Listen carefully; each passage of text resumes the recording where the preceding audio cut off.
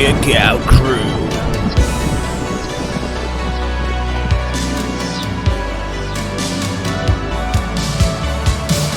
James L. Corey.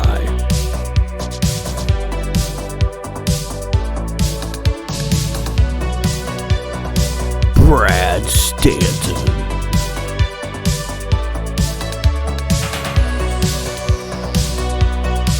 Coach Rosie.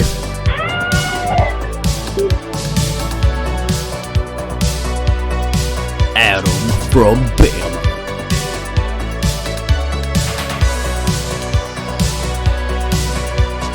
Mike Whitaker.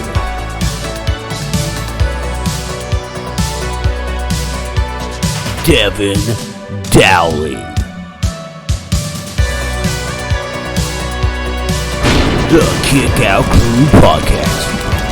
Available on all major podcast platforms and watch videos exclusively on YouTube.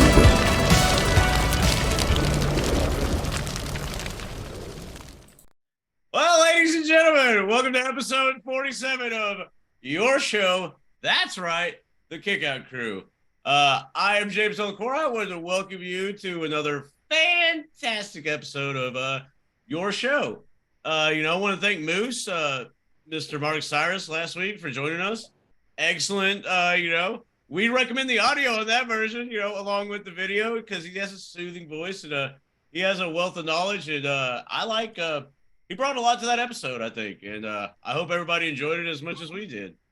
That being said, I want to welcome everybody to this episode. And I don't know, I guess that's all my dumb shit I have to say. So, Brad, how's it going, man?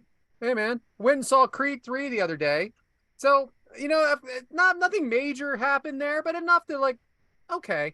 First off, you walk into the theater. Why does it smell like complete piss? I don't know, but it does. I wonder why everybody wants to watch everything on HBO Max anymore. Maybe because the movie theater smells like piss and you're paying for $17 a ticket just to recline.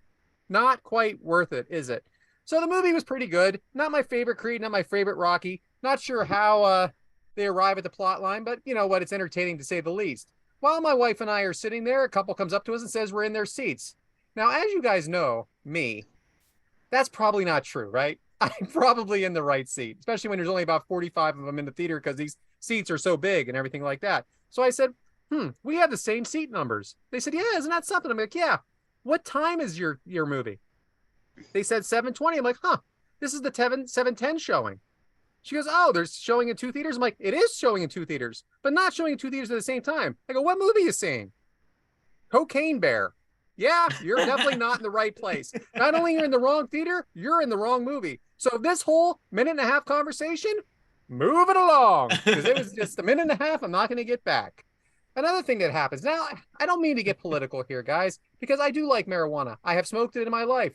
I have no problem with anybody doing it. But when someone walks into the theater, family of 5 with a 6-month-old baby and smacks you in the face with the smell of weed, I have some concerns. One, where were you doing it at? My guess is in the car, okay? And my guess is the 6-month-old baby was in the car with you.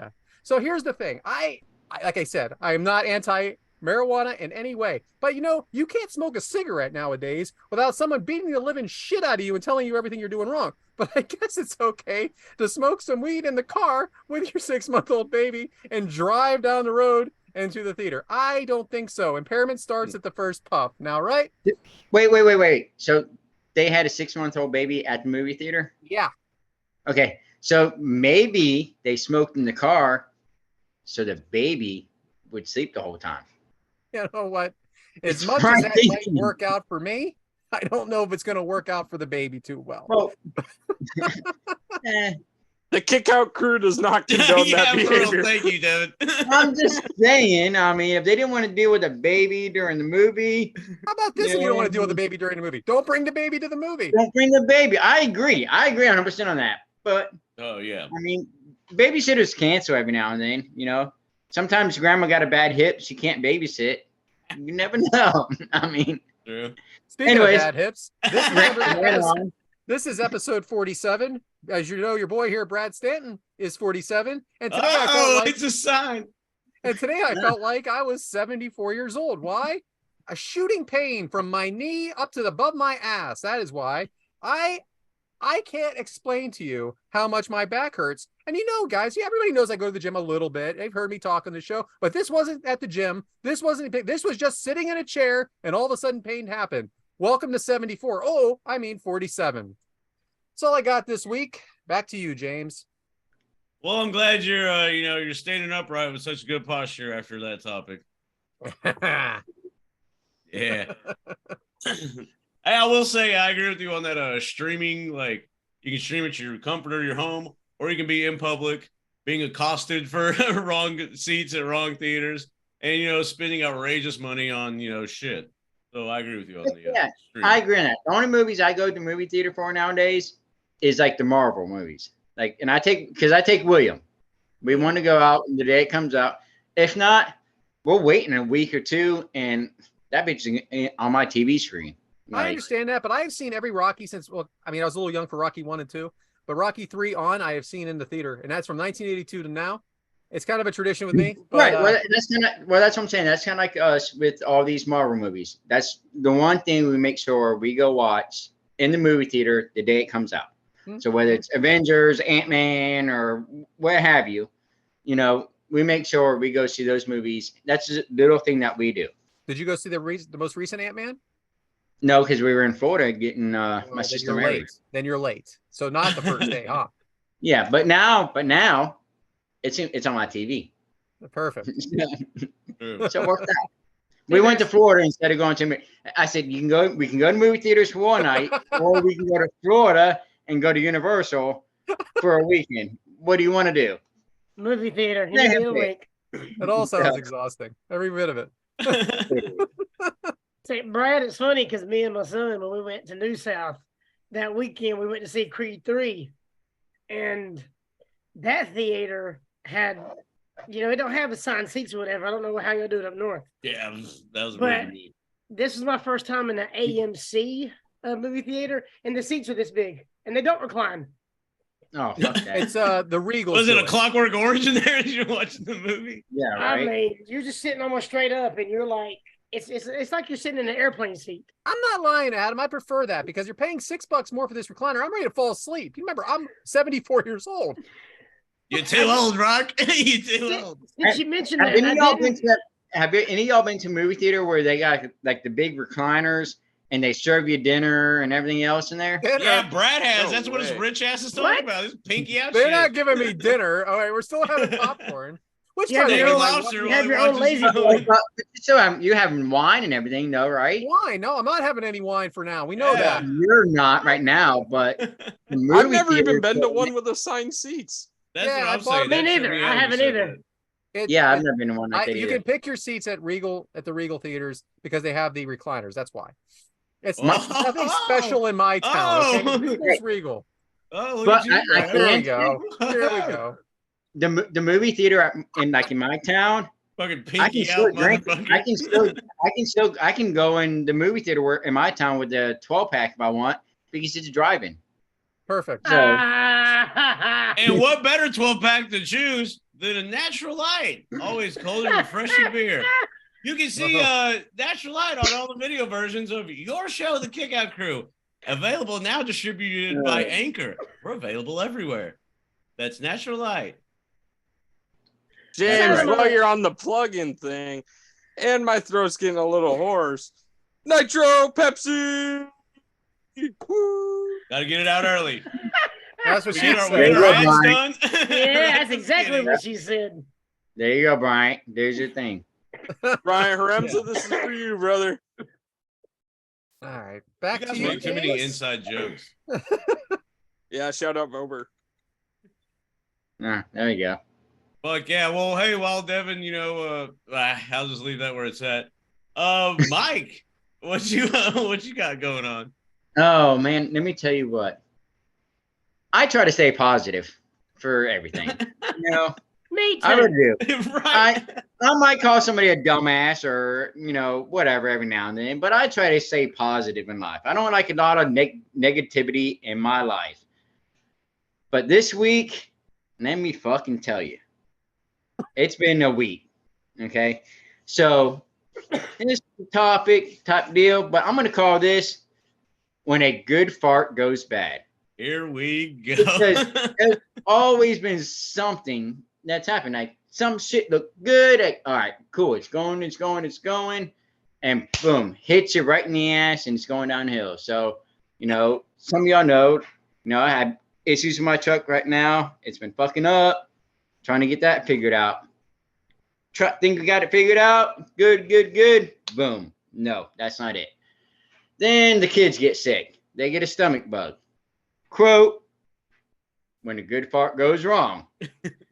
So, I know there's been a time, we've all went to Walmart, shopping in the clearance section, thinking you got a fart, you're gonna, put one of those little sonic farts out there next to grandma out there.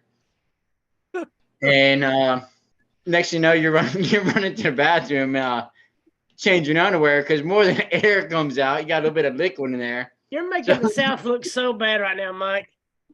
So, Brad, I know you've been there a time or two, have you not? I don't want to play. What are we talking about? But still, I gotta ask you that. But I mean, we've all been there, right? I mean, Brad. Why do you keep asking me? Because because the question for you is. He's going to the oldest one. That's funny. Yeah. Well, yeah. I mean, it's happened. Who's our announcers for the Kickout Mania? Oh my gosh. The Cockamania? And that is the 4th week in a row, huh? Cockamania. Cockamanias are running wild. Was it Dream Commentator Duo? Yeah. Brad? Because we know you love this section. Yeah. Bobby the Brain Heenan.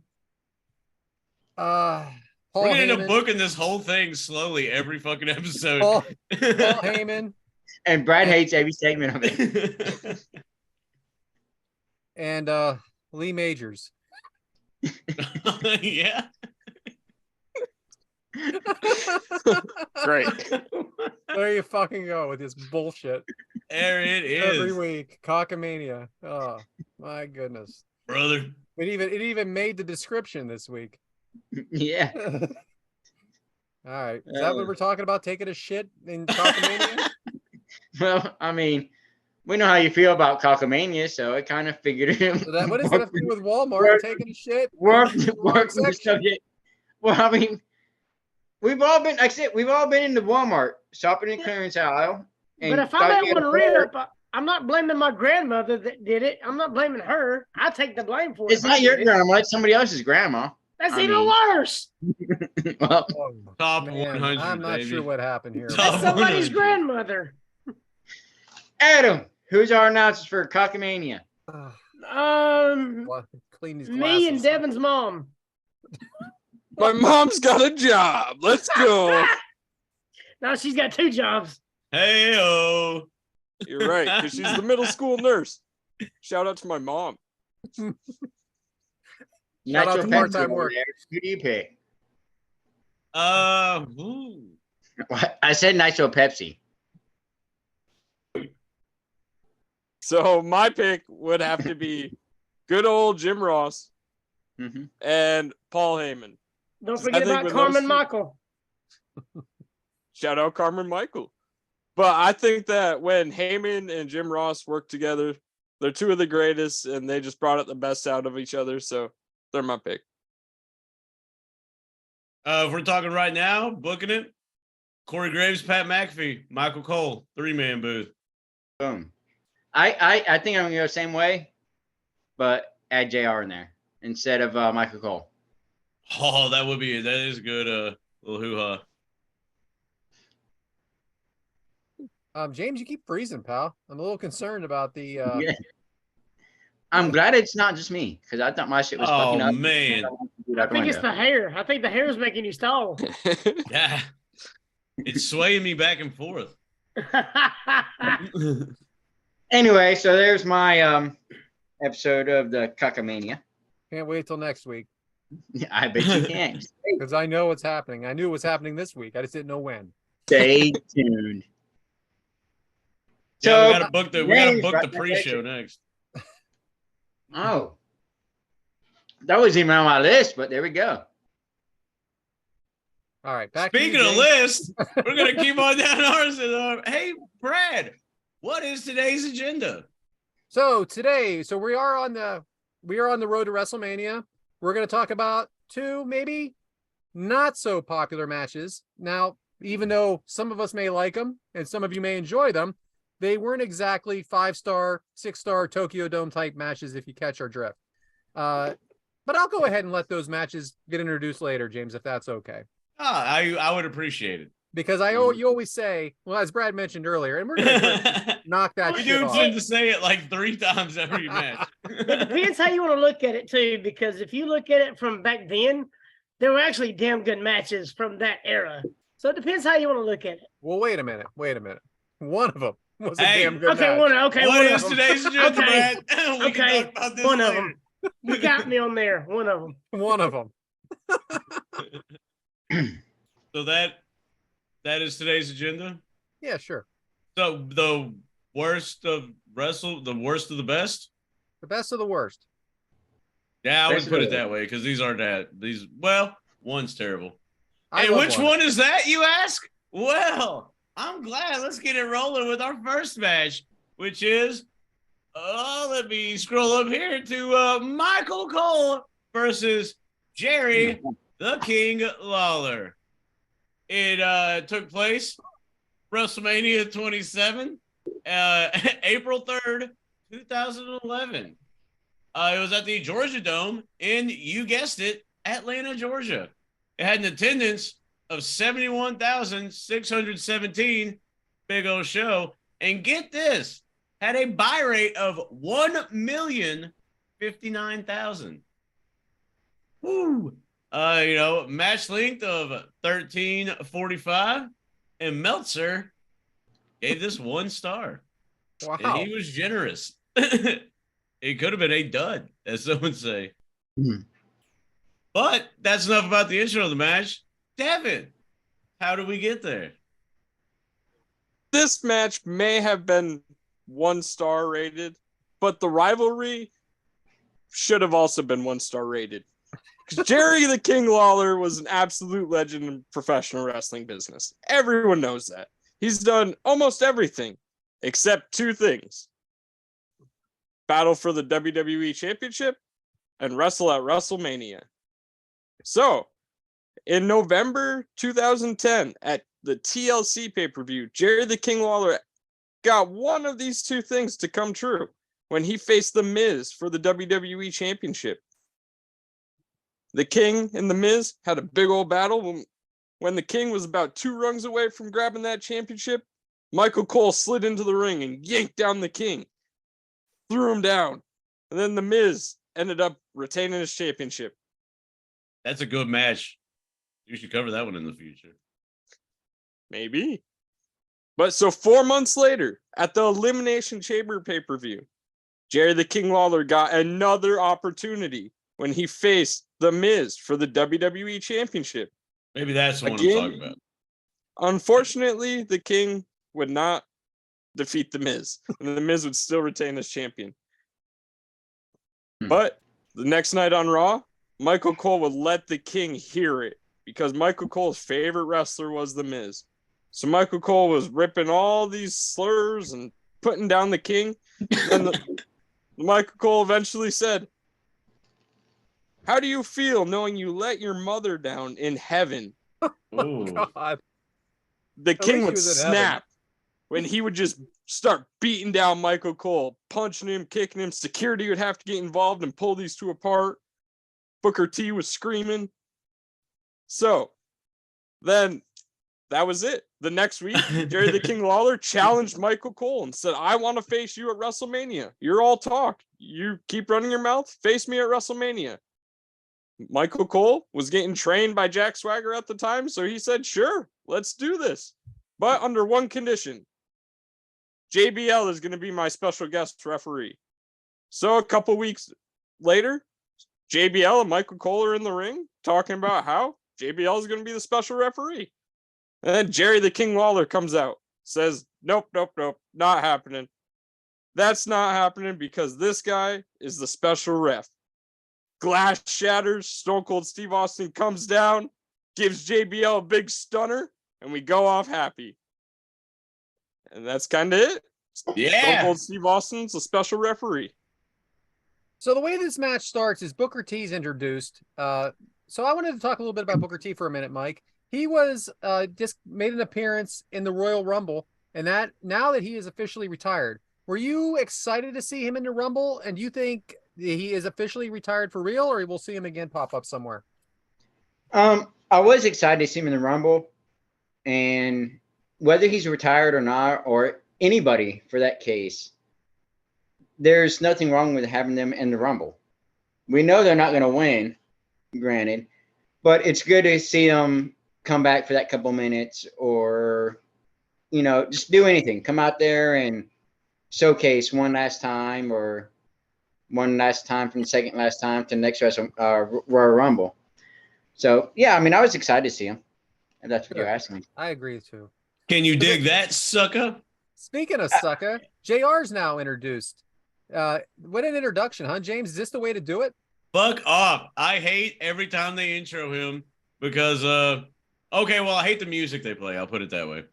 Fucking hate the music they play every time they intro him. No, why is that? What music is it, James, for the folks at Oh, home? it is that, boy, I'm about to alienate one state of our fandom right here. Well, you know, it's the OU fight song, and I'll put it that hook 'em horns all day, every day. And James, where are you originally from? I'm originally from Texas, right? Okay, Canadian, damn yeah, it, jackass. You Man, I walked get right confused. into that one. Why do you I think get I rep confused. Texas so hard? I Born know and you're from- raised, motherfucker, you know? I don't know. I heard something about some Enid, Oklahoma or something like that, right? Yeah, nobody else did. Boom. Shout out. Hey, well, I supposedly do have fans there. I'll see you guys soon. So, Shout out Randy. Yeah, my dad lives. Well, that's rude. My dad does live there. So shout out to Enid, Oklahoma. Great town. My dad currently resides there. Shout out to my dad. What up? So he is interrupted by Michael Cole. Michael Cole's into wrestling gear, the singlet, everything going on. He's talking complete shit. Obviously playing a huge heel here and monologuing. Devyn, is this good, or is it better to just keep the commentators behind the mic and the desk? So personally, I would like the commentators to be more straight edge, like straight cut, and be behind the desk. But when Michael Cole was playing this heel character, I thought it was great. Everyone hated him. Literally everyone hated Michael Cole. And then so he played into it and really embraced the hate. I agree. Yeah, I got a thing on that. I do like it when they are like introduced more in there, because it shows their characters. And I mean, we need a character like that's representing the WWE on our TV. So who's calling the matches and telling us the stories? We need to know who they are and how they feel. So I like it. I like how like today Corey Graves is like slightly heelish, but like I didn't like how Michael Cole back then was just overbearing every single match. He was, but like look, he was in that little glass box. Like Yeah, how exactly. cool is that? Like, that shit right there that was awesome. Like that was like over the line, but it was cool. Like, you know, he's like, fuck y'all. But then he also showed like a little sissy side of him. Like, I'm locking myself in here so y'all can't get me, but I'm going to keep on talking like trash. So I thought it was pretty cool. I will say an announcer that had a good match is Pat McAfee. Shout out. Hey. So, Adam, this is Jerry Lawler's first WrestleMania, as Devyn said earlier. Is this a sick McMahon joke of a great legend? See, that it depends on how you look at it, because if you look at it, his whole extension, how long he's been there, he was there for like Raw 93, 94, whenever Raw started, to the past year or two. So he's employed him for 30 years. So I guess it depends on how you look at it. It's kind of like the whole Dusty and polka dots. Was it a real, or was it, So I just think maybe because Jerry Lawler was more just a commentator, it was rough to get a storyline for him to lead up to WrestleMania. Gotcha. Fair point. Why is it, do you think, that Vince seen the King more as a commentary instead of a in-ring performer? I just think he was too old by the time he got there. I was thinking maybe because he was still working in Memphis too, that maybe How? Vince Yeah, is but like, how well, old was he? Old enough, I think, that it was different back then than maybe now. well, he's in his I would 70s have to look it now. up. I would have to look it up, but That might So be a good he's point, in- Brad. Because you got to think whenever Macho Man, he was just breaking 40, and McMahon wanted to put him at the commentary table. So Lawler was in his 40s then because he's 70 now, 70 something now. yeah, And that was 30 something. That was 30 years ago. So he was in his later 40s. right, yeah. So I was- bet you he was, in Vince's eyes, he was too old. So just at the time, Vince McMahon's eye thinking, he's just too old. Yeah, They wanna because see he him did the on same top. thing to Macho Man. Right. So, all right. Jack Swagger Mike comes into no reaction. Now, he's involved in a story. Do you think he gets the most upside of anybody in this match because of the rub?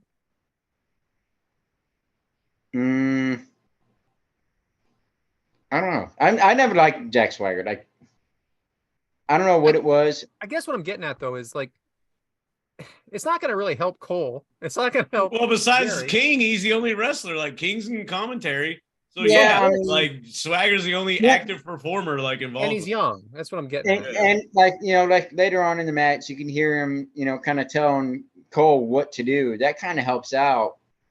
But maybe this was just a payday for him. They had nothing for him. Just kind of throw him in that little spot right there. James, Stone Cold entrance on the quad, knocks Swagger down. Yeah. So there's Swagger a lot of comes ways. out, and then all of a sudden he does his little push-ups or whatever the fuck he's doing. Oh yeah, Now there's a lot of ways we can use Stone Cold. He's the biggest star, top you're three damn right. ever. And I'm hook, line, and sinker for every fucking one. But why here? And would this story have mattered without him?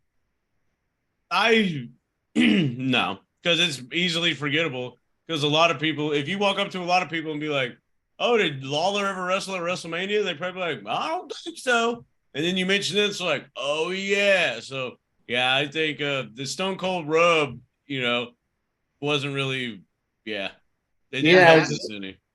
Was that a way But I just to love give him a Stone payday? Cold, man. I get emotional every time I see that motherfucker, man. That's real Just shit. a way to give Stone Cold WrestleMania payday. Yeah. Throw him in there And somehow. hope to kind of juice those ratings too. That There you Stone go. Cold I think it's the rub is ratings real. pop, definitely. Make I mean, people watch a match they might not have cared about. Because it, like, if it wasn't for him, that would have been the popcorn match. That would have been the bathroom Oh, match. big time. Well, I am actually going to mention that a little later on, believe it or not. Well, You, Stone you Cold's nailed it always there. been in that match. So, Like he's been in that type of role. I'm sorry, Brad. no, you're fine. Go ahead. Yeah, true. Because at WrestleMania 20, he was like, the ref for Brock and Goldberg. Brock and Right, Goldberg. but we he don't was know there why for- there, because we knew that match right there was going to be shitty, and the fans were going to turn on it. Yeah. But Vince they were turning on it versus, before he Donald even out Trump. there. Hey, that Stone Cold rub is awesome though. You can ask Jerry Jones.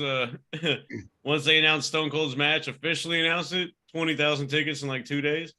Yeah, exactly. So we have Michael Cole hiding in the case. Jerry Lawler on the entrance. No reaction for him really either. Devyn, does the King have 9 lives or what, huh? Jerry the King Lawler. He's a great wrestler, honestly. I feel like back in his day, he was one of the greatest. So he's always resilient. He's always coming back. And I feel like he can always bring that crowd right back around, no matter what happens to him. Saying recovery again from a stroke. Definitely right? kicked out at 2. Boy, Yeah, I a was- couple times. Yeah. He Literally. died on air once. They did 15 minutes of. I mean, it's I didn't know The that's what you Memphis, want me to go Memphis into. boys. So there, Adam. That brings me to you. Can you give me a little bit of history of what Jerry the King Lawler's role was in Memphis and how big he really was? Oh, I mean, I don't think unless you were there, you really know how big he was. I mean, because they compared him to Elvis. I mean, they really did. They compared him to Elvis Presley, which is the most widely known person probably ever next to Michael Jackson. But, I mean, just, he did the booking, him and Jerry Jarrett. Am I right? Yeah. I know he was co-owner, but just Lawler in Memphis, when you get paired to Elvis Presley, I mean, what else can you say? Right. I mean, Elvis is the king, and then you have the king, which is they called him the king of Memphis over Elvis. Yeah, just keep in mind he did a little bit of this Andy Kaufman stuff then. And also, if you guys have an opportunity, people at home, Tales of the Territory, episode 1 is Memphis. It has Jerry the King Lawler, it has Jerry Jarrett, it has That's so good. God, Dutch that was Mantel. so good. I mean, there's some freaking crazy shit that happens in Memphis. I wish I could have been there for that. You know, like back then, I wish I could have been there personally. Macho That Man was was amazing. there. A lot of people went through there for sure. So Michael Cole is doing jumping jacks, trying to be the heel. Are you buying into it? And is he annoying you, and are you loving it? He's being the heel, annoying, and I'm kind of loving it because it's just kind of showing he's just being a dick, pretty much. I mean, he's just, getting in there, trying to get under the skin is all he's trying to do. He's easy to dislike. He's easy to dislike. Yeah. He did jumping jacks on a table, and the table didn't even budge. Exactly. Think about that. Exactly. So, James, I know the announcers, they already made entrances, so we know who they are. But I'm glad you asked, Brad. It's Jim Ross, Booker T, and Josh Matthews. And do you know who the ring announcer is by any chance? You son of a bitch. I'll give you a hint. AEW now. Justin Roberts? Yes. I'll be damned. Yeah.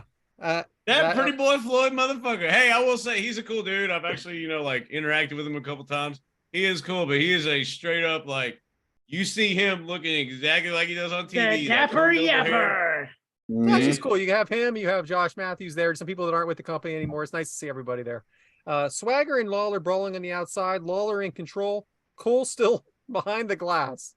Cole pleading with Lawler now. That's funny shit. Trying to shake hands. They do, but then Jerry won't let go. Go ahead. Oh, no. Before you leave the cage part. So go ahead. Pulling Cole into the glass. Lawler in there with him now, beating him in it. Devyn, at what point is the ref going to start counting? The ref's stone cold, man. He's just loving this. Hey, I got a question. They had this little cage pin type thing for Mike Cole here. Don't you think they should have brought this back during COVID era? That way they can have the good point. That is You very know what I'm good saying? point. I mean, imagine if they had it then. They had their own little sections, and it would have been great. The coal mine. They're on little cubicles or whatever. That Yeah. would be hilarious. James, back to you. What were you going to say? Because I'm out of the cage now, or out of the glass. So, did you notice that hanging coal on that desk was on the website, twitter.com/Michael Cole. Oh, nice. And I was like, oh man, this is before you will be at this.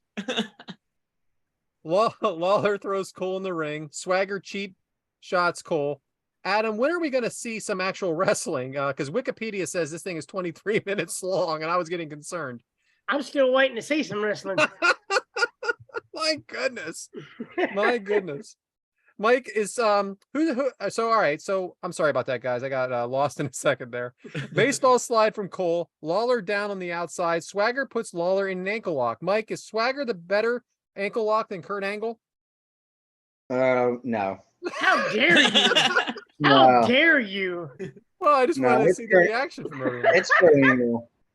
But is Ken Shamrock better than Kurt Angle? Ooh. God, no. If you ask Kurt Angle, he'll say yes. If you ask Ken Shamrock, he'll say Angle's better. I promise you, both of them will put over the other. They both put each other over. So there we go. So they both put each other over. Who do you think's better? Who has better ankle? Kurt Angle's Olympic champion. I got you a better one. How about Angle or Chad Gable? Chad Gable is unbelievable as a wrestler. It's unbelievable as a wrestler. That Cody match from a few weeks back was unbelievable. That has to be the only person I can compare to Angle. He's going to play him in the movie. That's awesome. I agree. Whenever that comes out. Yeah. Cole working on 2052. Cole working on Lawler's leg. James, there's a picture of this match in the dictionary. If there's a picture of this match in the dictionary on Let Me Up match, was this the one? And for the fans at home that maybe not know what that means, can you explain it to them? Certainly. The Let Me Up match is where, let's say some of you have to relieve yourself in the bathroom, maybe reconcession up, stuff like that. It's one of those matches where you understand that, either the bathroom break or the concession stand is going to be, a couple minutes. It's not going to be a definite thing. You have to wait in line and all that stuff. So this is that match that gives you the amount of time to get up, get your shit, and come back for a real match next. Correct. That being said, like we were talking about that Stone Cold thing, I don't know. It's kind of it's a weird, like you put the biggest, You can't. the biggest superstar of all time there, but it's also on this match. So it's kind of like, which one do you choose? Staying for Stone Cold or getting up to piss and, go grab some pretzel or something like that? Right. Yeah, because we know the beer guy ain't coming around. We've been there a time or two. Dude, boy, I'm telling you, Jay, this is another thing. Live venue people, if you have a beer guy walking the stands, I guarantee you that dude will make money for you. I guarantee you. If you have a dude with like they used to do, like, get your hot dog, get your drink, like if you have somebody like that at a live wrestling event, you're number one, you're just going the bottom floor. Number two, like I don't have to get up and walk 3 flights of stairs to get a beer every 5 minutes because drink fast. Bullshit. We ain't got to climb over the back of our chairs. Exactly. And worry about dropping our beer when we step down. Exactly. Can you imagine going through a pay-per-view carrying 6 beers? It's hard. Then you spill it on some girl and her boyfriend's right there and he looks at you funny like he's gonna whoop your ass and you have to like take off with the other 3.5 beers you got left. This story sounds oddly specific. Oddly specific. All right, Devyn, if Cole wins, is this the biggest upset in WrestleMania history? Absolutely. What? Yeah, that's exactly what Booker T was trying to preach to us. So I'm gonna listen to him. Oh man. All right. So Cole continuing to work the ankle. Cole attempting I don't know what I wrote. Attempting the swagger bomb. There it is. I figured you called a moonsault. But where were you last week when I needed help with some of this? But can't get it to work. Adam, is this working comedically for you at this point? It's just funny watching Cole just act like he knows what he's doing, but he's just so lost in the ring. And without Lawler or Stone Cold in there to direct him, he had been up shit creek. But I got a kick out of it. I mean, it did its job. Yeah, but that kind of made the match too. Is Cole in there not knowing what he's doing and kind of just, trying to act like it, and you got Swagger in there saying, "Do this, do that, put his leg on the rope, kick his leg." Like, and it's funny when Lawler's standing, Michael Cole's scared to death, but when he's on the ground, you see his confidence build up just a little bit. Like, okay, exactly. I got him, hell yeah! And then when he stands up again, he's up shit creek up without a paddle. So he finally does a variation of the move into the cover. I had the pronouns. I'm sorry. Cole the swagger bomb out at 1.5. A punch from Lawler. Cole back on the ankle now. Mike, how hard is the announcers that are not the announcers in the ring, the announcers on the outside? How hard is it for them to do a match like this? You think? As the professionals, I don't think it's that hard. It's probably pretty easy because they're not doing any wrestling moves. Yeah, they're not doing, and they're just having fun with it. They're just, they're kind of like what we're seeing. So I don't think it's that hard for them. Then we see a point where, we ain't got there yet, so I'll wait. Right. Michael Cole mimicking the King, pulling the strap down, puts Jerry Lawler in the ankle lock. Jerry Lawler counters. Lawler stomping Cole in the corner. Swagger throws in the white. Wait, right there. That's where I was getting at. When Jerry Lawler was stomping him in the corner. Okay. All right. JR didn't say nothing, and then one of the guys, I think it was Booker T, kept saying, "JR, are you gonna say it? JR, are you gonna say it?" Yeah, that was Josh Matthews. He said that. Yeah. That was. He's stomping a mud hole in his ass. Like, he said, "Do it for us one time. Do it for us one time." Yeah. So that's where I was getting at right there. There it is. That's kind of shit that we want to see. We want to hear JR say, "He's stomping a mud hole in him and walking." And it's funny because that was the shirt Stone Cold was wearing. Yeah, right. That's true. And JR had no idea what he was talking about. Right. Swagger throws in the white towel, forfeiting, but Stone Cold picks it up and wipes himself. Wipes this is the best part of the match now. Let's go. That was the best part of the match. Back and forth. And then we have a stunner to Swagger from Stone Cold. James, is that what we've been waiting for? You're damn right. The minute you heard that glass shatter, you want to see everybody and their mother get that stunner, baby. Let's go. Line them up. 20 deep. Bam. Jerry, chants from the crowd. Now, Devyn, are you a Jerry Springer fan? Oh, hell yeah. I love Jerry Springer. Steve Wilkos, all that reality TV shit. Steve Wilkos. We love Jerry Springer down here in the South. Yeah. I've seen probably a bunch of them on there. And he's like a Chicago dude, isn't he? Like, Chicago. Huge Cincinnati in the mayor or South. something too, right? Governor of Cincinnati or mayor of Cincinnati? I don't know. Hey, Governor of Ohio? keep writing them checks, Jerry. Keep writing them checks. Governor of Cincinnati. What the fuck am I talking about? He's Governor a judge State. now. Yeah. But they all end up judges. Freaking Mills Lane was a judge.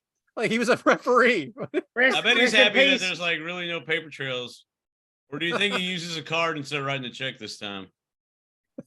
Boom. Yeah, people know what that means. Rest in peace, Judge Mills Lane. Yeah, rest in peace. Cole pleading with Stone Cold. Judge Mills Lane.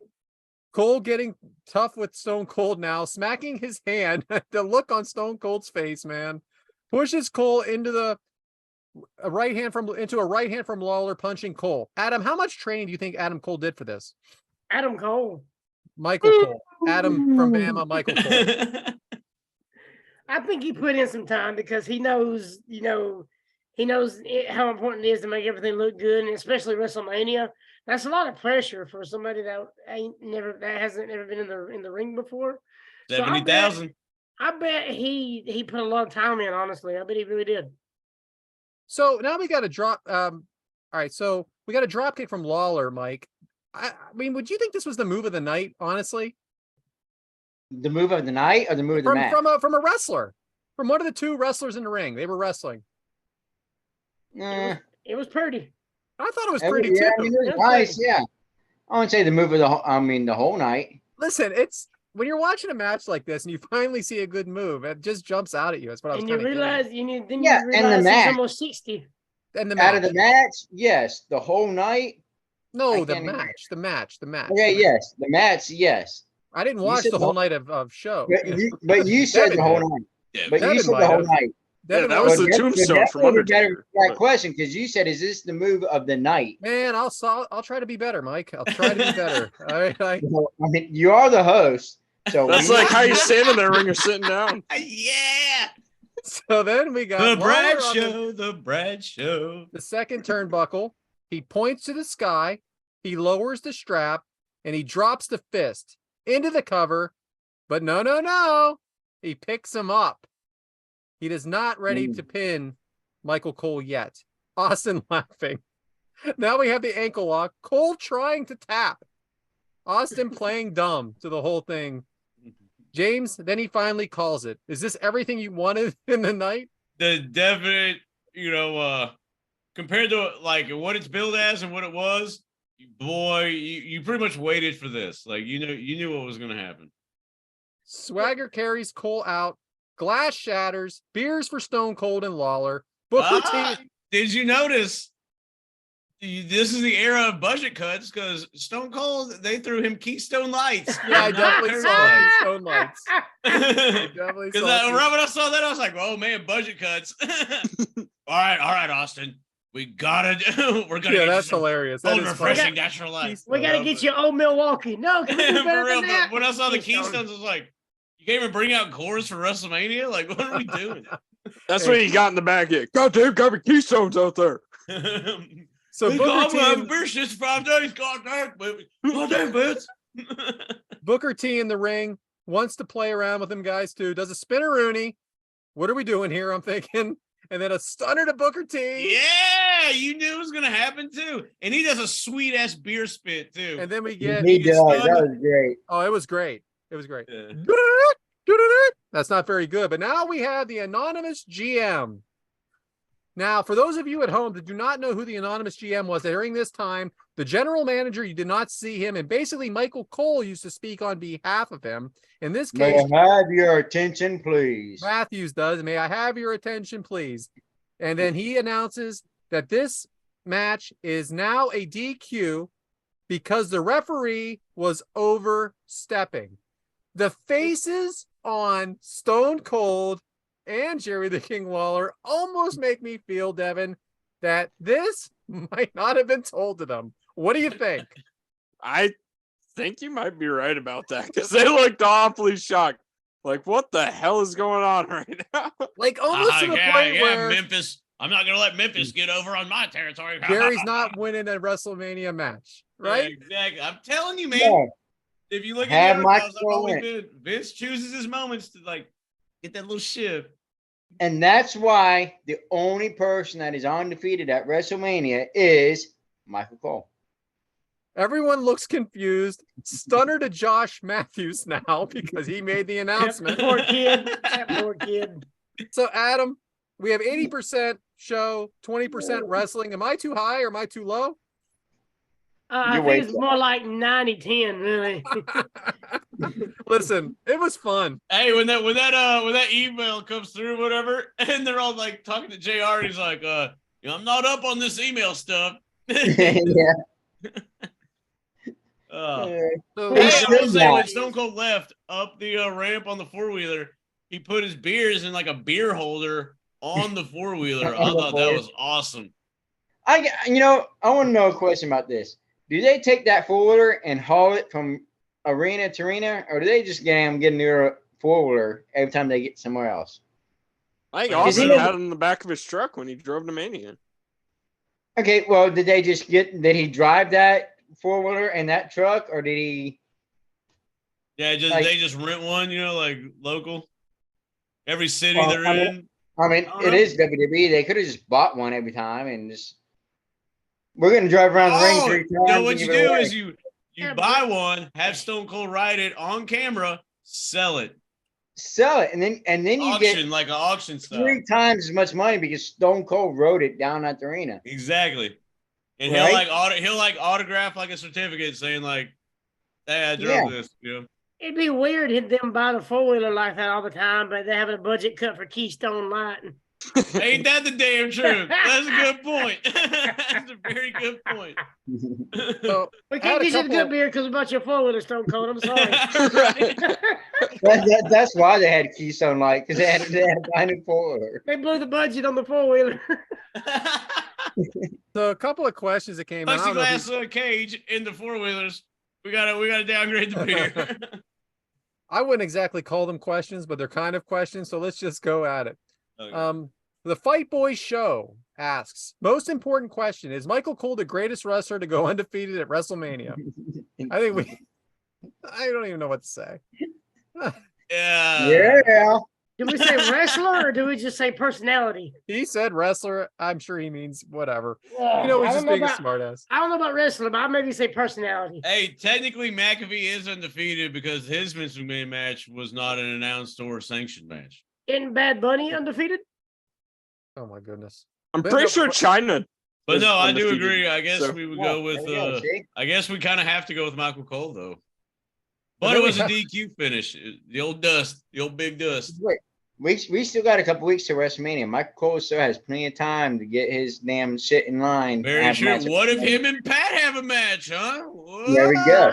After I Pat think, called him uh, pregnant, yeah, I think he should have a match with him. Pablo the Only just wanted us to let us know that I thought WrestleMania 27 was just something everyone agreed never happened. I don't know, Fair Pablo point. the Only. What was the Yeah. main event? Because you can't discount Undertaker or Triple H that year.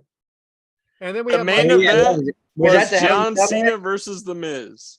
What's that, Mike? Oh, and then he lost because didn't John Oh, Stewart because The or Rock. SummerSlam, wasn't it? Yeah, No, he was- because of that's The Rock. Yeah. The Rock Mm. came out then. That's That when set they up the announced their next match year's for match. next year, yeah. But and then we had Triple H and Triple H and Undertaker, right? Yeah, the end of an Was era that- match or whatever. Was that in the Hell in a Cell or was that the one before then? That wasn't this show. No, that was Okay. that was wasn't? 28 you're talking about. And then we had Okay. Bober ask if you let Yes Man Brad pick these matches again. So anyway, this No, one I was mean, actually if you picked listen by to Jake. last week's episode, I definitely picked this match. So anyway, that's the match. It was a good time, guys. That's like you said last week, when wrestling's at its worst, we were at our best. Back to you, James. That was great. Right? And definitely, killed some time on that one for sure. Hmm. But hey, Speaking of Tom, I guess it's Adam's time. Welcome back, man. Missed you last week. Yeah. Sweet ass shirt. Do we need to know? Go to sleep. That's a good, perfect. I get it. So last week it was a busy week last week because I know you guys know, but my baby girl she moved in with me. She's living with me now, and not to get too far into the deep end, but her and her mama got into a disagreement, and one thing led to another, and now we're having to share my vehicle right now. So I was just beat last week, because I'm getting used to it. It's a transition and I love it. It's just tiresome because having to take her to work, pick her up. She's having to take me to work, and it's just a lot going on. And I just slept through the whole Thursday, Friday, Saturday. But the last weekend me and my son went to New South and watched the tournament and had an amazing time. Dump Sanders, all them guys are great. I made a lot of connections with some guys. I had a promo cut on me. Yeah, we've seen that. Very mean to me. Had my son rolling while he was holding the phone watching. It made me happy. He was laughing his ass off. Luckily, you didn't hear it because he cut it off in time. Because the very end, my son he died. He popped. It was fun. But got some plans coming up in the future. Hopefully, got a few surprises, few guests coming up. But everybody was great. The tournament was amazing. I hate that Cabana Man didn't win, but my God, that was an amazing match. I mean, it lived up to the hype. He did amazing. Got to meet Martin Short, so he was awesome. And I didn't realize me and him were the same height. But he's thick. He's massive, and a damn good wrestler too. I mean, I can't wait till it comes Martin out. Short, the wrestler. Okay. Come on, Brad. Martin Stone. All in all, out of this whole segment, I didn't say short. I'm sitting there thinking he's shorter than us. I don't know. But Martin Stone, my fault. Out of this whole segment, Adam, the main thing I got is your T-shirt with CM Punk and his finisher being "Go to Sleep." Oh, here we go. And the reason you did not show up last week makes sense. I get That's it. actually funny. That's funny. We're a smarter podcast than you people think. Adam, even though you weren't able to make, obviously, the show last week, you made a lot of time for us and for New South Wrestling for the Haas tournament, and spending 2 nights there, talking with all the guys, getting some great pictures, representing us, which we really did appreciate. So, oh yeah, Yeah. I'm not too mad at you. I did talk a little shit, but not too mad at you. All right? Don't let him. When we were off air, Brad was talking shit. As soon as that man that's what said, we do. I mean, I wouldn't expect nothing less. He said, "This motherfucking Adam." right. He Sounds was like going me. at it. It does. If it had been the other way around, it'd have been one of y'all. I'd have been talking mad shit too, and y'all know that. Yeah, y'all talk shit about me when I was at my I'd sister. be mad if My nobody wife- was talking shit. sister- Like, I talk shit about you when you use the bathroom. I know. I hear you. Congrats by the again way- to your wife and sister, Mike. Just to touch on one thing My about that computer's tournament. right here. My door is right there. My porch is right there. That's where I go pee. I hear everything y'all say. We're not keeping it a secret. You can hear it every Thursday wherever you find your podcasts, and exclusively should- videos are on YouTube. Be happy we What love a each boy, other enough to Devyn. talk shit to each Boy. other. And by the way, Kenzie Page is 21. Yeah, Just- that is turned insane. 21. Yeah. That is insane. And So, she's got a big match coming up against Juventud Guerrero. What the hell? The Hoovy Juice. For Hoovy. the Independent World Championship. I was watching him longer than she's been He's alive. been You know what alive, I'm saying? yeah. Holy shit. Man, Yeah. I remember watching him in like 95, 96, 97, 98, like all No wonder that. we couldn't get her on the show. She doesn't want to come out with a bunch of creepy old guys. For real. Devin's your fucking age. Hey, leaving that part in. Yeah. Hey, it's your show, by the way. You know. But No. it was an amazing weekend. I mean, shout out to Hunter Drake for winning the tournament.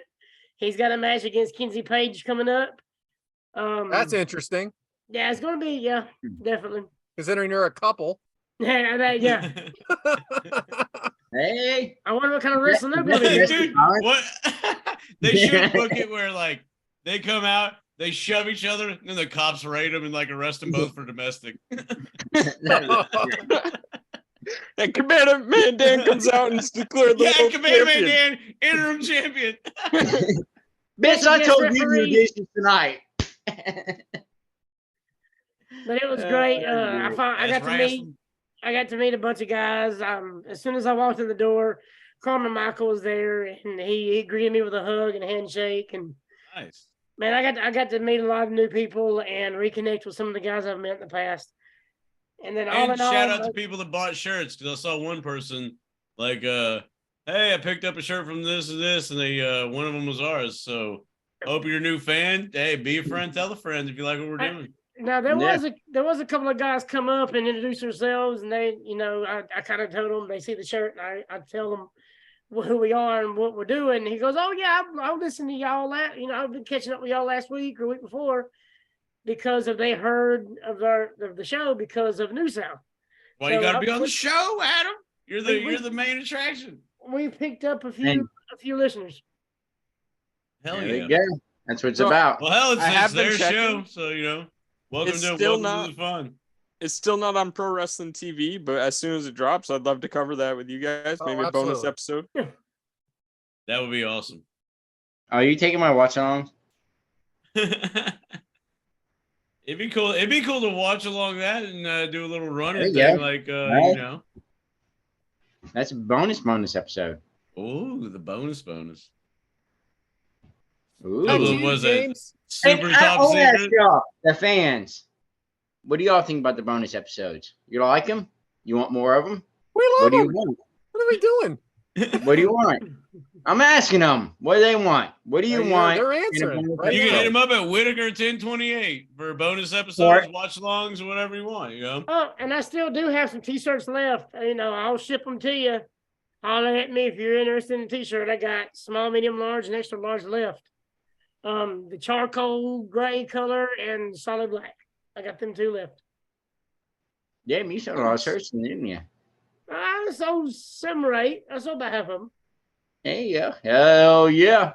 And shout out to our guys internationally. I had Richard from Canada. I got to send him one. Richard. So I appreciate you, brother. Hell yeah. But it was an amazing Good show. weekend, and on top of everything else, my son was with me. So we're going to start a new tradition, kind of like what Mike was talking about earlier. Me and my son went to the movies, to see Creed 3, and it's going to be like a once a month thing, me and him, especially since my daughter just moved in with me. So I can't even out the time I spend with him because she lives with me now, but I want to do a little bit more with him as far as like going to the movies, let him pick something and start a tradition like Mike was talking about. Nice. Well, I hope So Hollywood gives you a good movie every month because Are you saying I should kick Beth out so I can spend more time with my kids? No, 100%. Okay. I mean, I want to make sure I get this all right. So. No, 100%. Speaking of everything, all right. What are we? Our next movie is Kazam. That's what he picked. I was like, you sure? Oh, There we sure. go. Sorry, I was thinking of the Shaq one. I wish it was that one. I don't know nothing about that movie he wants to go see, but that's one he wants to go see, so that's what we're doing next. Shazam. Is it Shazam. I thought they already- I don't know what the hell it's called. I don't know. It's like it seems like a comedy on like. I thought they already had me back that way, like a Sinbad or something. That wasn't real. Boy, we are talking about a big Nelson Mandela effect right now, and I don't even think y'all realize it. But That's why you're just fucking up right now. And Brad's rubbing his head. He's getting ready to throw those glasses. It's getting close. It's a great We're almost weekend. here, guys. Hey, guys, 2 more minutes of this, and Brad's throwing his glasses. you already threw him in the first like His 10 glasses, minutes. they're fogging up a little bit. You can see the steam coming. They're starting to fog up a little bit. Well, Adam, glad you had a good weekend. Good to see you again, man. Shout out to your shirt, and yeah, I'm glad you're back, bro. We missed you last week, but we know, hey, L-I-F-E, baby. L-I-V-I-N. Keep Yeah. on living. Kids are the main thing. You know what I'm saying? It's been the best week and a half. I love it. I'm tired, but I love it. I like it. Well, what better way to keep this fucking flying? Oh, hang on. There was this other one thing No, I'm just kidding. Nice. And the glasses are off. Finally love got it. them off. Finally. Every time. Oh, man. More tan than Sting right now with red. But yeah, I guess let's keep this party on the tracks with Devyn. So Devyn, what you got for the guys? That's sweet ass shirt, by the way. Thanks. It's Fuego del Sol Tornado DDT. I love it. Shout out to Mobile. Adam, great to have you back, brother. Absolutely. Thank you. I missed you guys. Mike is gone, but I was gonna talk about his bonus show. Tell him that he did a good job with Anna Rayleigh. I thought it was really good. But you guys all know that Mount Rushmore only has 4 heads on it, right? Not 5. I'm aware, yes. All right. Just wanted to give our brother Mike some teasing there, but he's gone. So Well, he hears you. Right. He hears you every time. In other words, you're a dumbass. I heard you guys talking shit. Right. Oh, Yeah. that's so great. Yeah. Go ahead. all right. Well, because it is WrestleMania season, and on our show today, we had 2 of the greatest managers of all time with Bobby the Brain Heenan and Jack Swagger. Boy. If you were a professional wrestler and you were wrestling Hey, at Devyn. Cockamania, Devyn, Fuck me. remember last week? I would had your a Hey, manager big be? it's supposed to hurt, planned out. Brad. Always remember, it's supposed to hurt. These 40 days are supposed to hurt. Always remember that. Last week I had a good segment planned out, and you fucked it up because you had to call Adam. all right, well, you got me back, brother. There you go. And yes, Mount Rushmore I only have like 4, but I had to have 5 because it's me, and I had to have people. So It's all Now love, back to brother. you. I thought Back you to really you, had a Devyn. great bonus episode. thank But- you very much.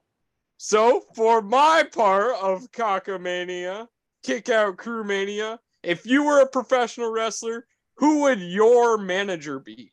Can we just do this? No, we haven't done this one. Did we talk We about ain't the done managers. managers? No. No, Hey, we We talked have we about to got- book the whole commentators. show, Brett.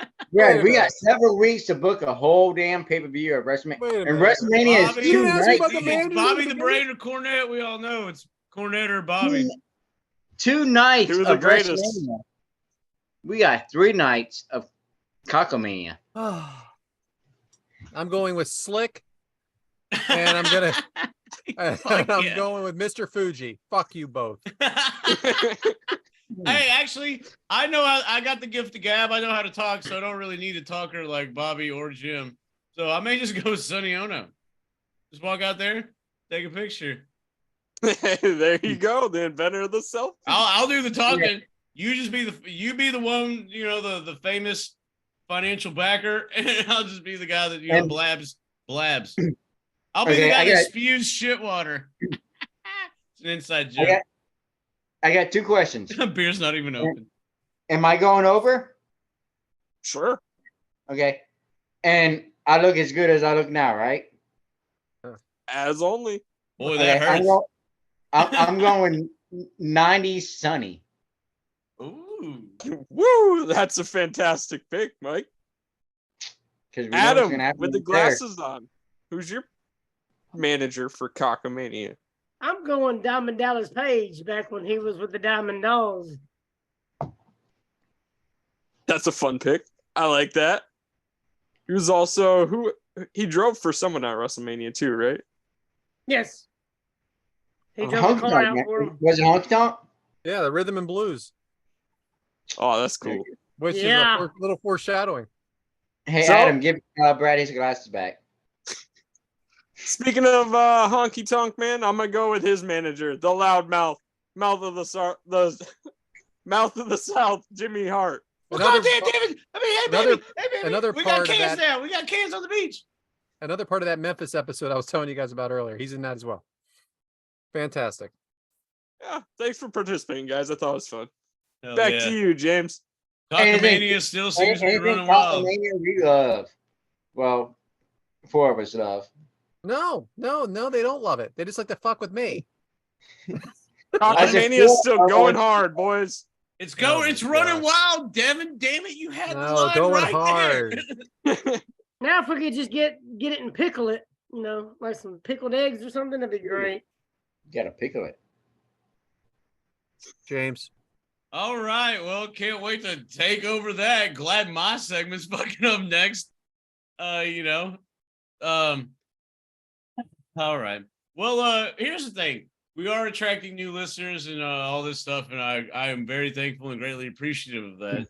And I know if you've only listened to the couple recent episodes, it seems that this part of where I speak has more of a like it's not as funny as my previous ones. So check the archives, but not episodes 1 or 2.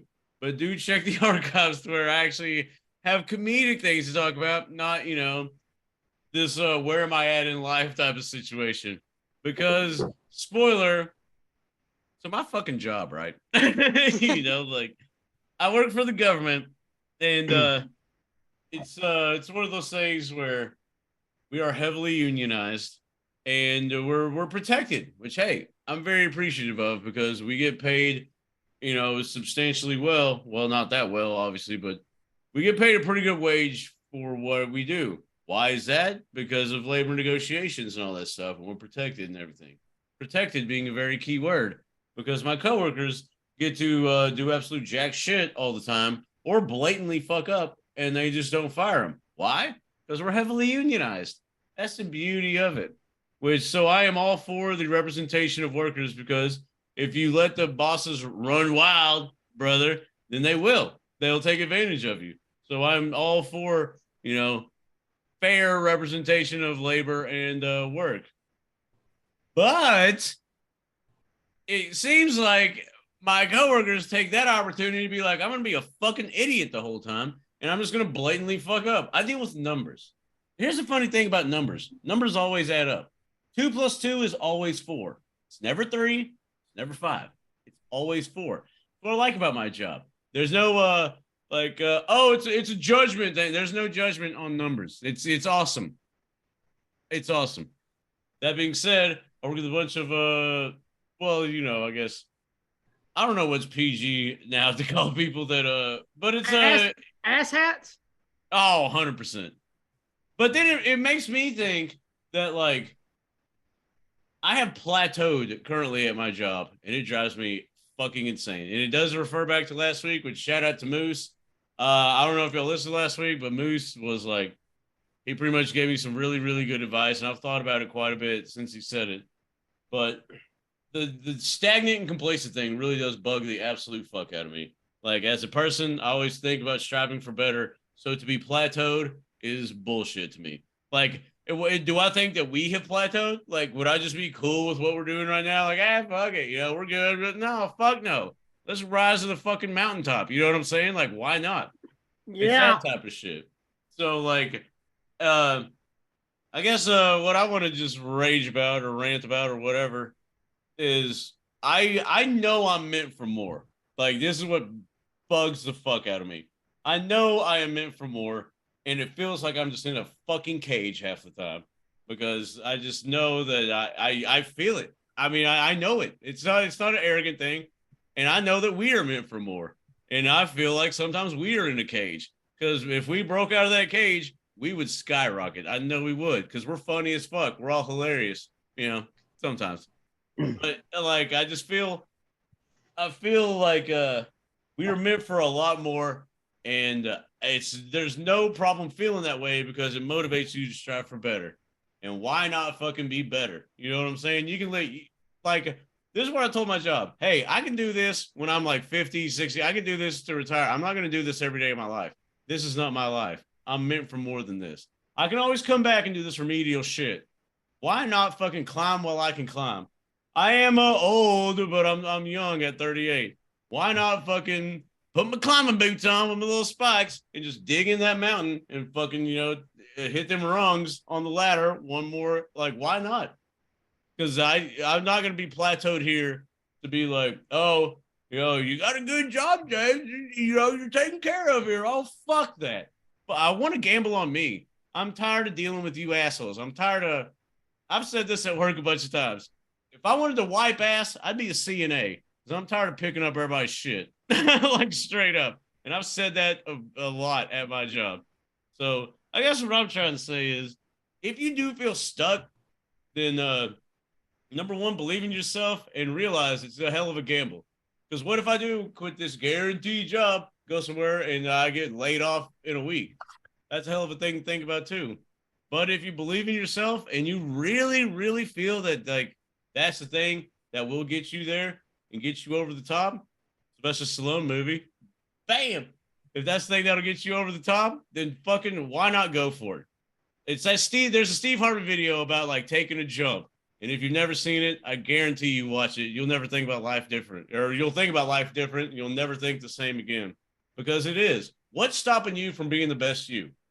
Yourself. Like, that's it. So I don't know. I feel like I'm in a fucking cage and I'm about to go insane. So here in a couple months, you may see me break out of that cage because I'm fucking ready to fly, and I'm ready for us to fly. And that's what kicking out is, like kicking out of bad situations and making fucking great ones. And hey, win that belt. You know what I'm saying? Oh, it's yeah. time to go to the moon. Exactly. Love it. Yeah. Great, James. Sorry about that, but that's real shit. But yeah, what better way to kick out at 2 and win that belt than, as an in-ring performer? So, Adam, tell us, what that's about. So I guess I was supposed to do this last week, but it's hard to talk about a wrestling match when you're asleep. So I figured I'd go ahead and talk about it now. Fair. So this was my match pick from February, and I might swerve you a little bit because this one I really wasn't expecting to be that good, but it surprised me, and there was a storyline behind it, and I liked it. I liked it a lot. And it's from AEW Dynamite, Wednesday, February 22nd. Orange Cassidy versus Wheeler Yuta was actually a damn good match. Orange Cassidy wasn't doing a lot of his, the funny stuff he does. When he wants to, he can be a damn good performer. And Wheeler Yuta is he's getting better every time he steps in that damn ring. They got the storyline from the best friends. They were, they kind of mentored him. I think Orange mentored Yuta a little bit, but they were the best friends together. Then he turned and went to the Blackpool Combat Club. So there's a little storyline there. And then it was just a good match. I mean, it was just a good wrestling match. It wasn't too over the top, flippy stuff. But at the same time, there wasn't a lot of silly stuff either. It was just a damn good match. I think that Orange Cassidy is a hell of a performer. I always have Dynamite on. I'm always watching. But I'm not always paying 100% attention, just to be quite honest with you. But when he's on, I'm watching. He, like you said, he does have that comedic side, but the athleticism that is a part of that is unbelievable. So you really have to look at the whole thing. Yes, when he does the kicks, yeah, that's funny. It's kind of like even with his partner, Danhausen. It's just funny. But the athleticism of putting his hands in his pockets and being able to do what he does. And then just the DDT, it's awesome. the Slumdog Millionaire, is that what they call it? And the Orange Punch, I think he does a really good job. He's not a big man, but he's very athletic and fast for a lazy guy. That's what he's supposed to be, lazy. It's kind of funny we're talking about him because right before we did this, I was on with John Alba, and he did the three-way. Yeah, previous guest.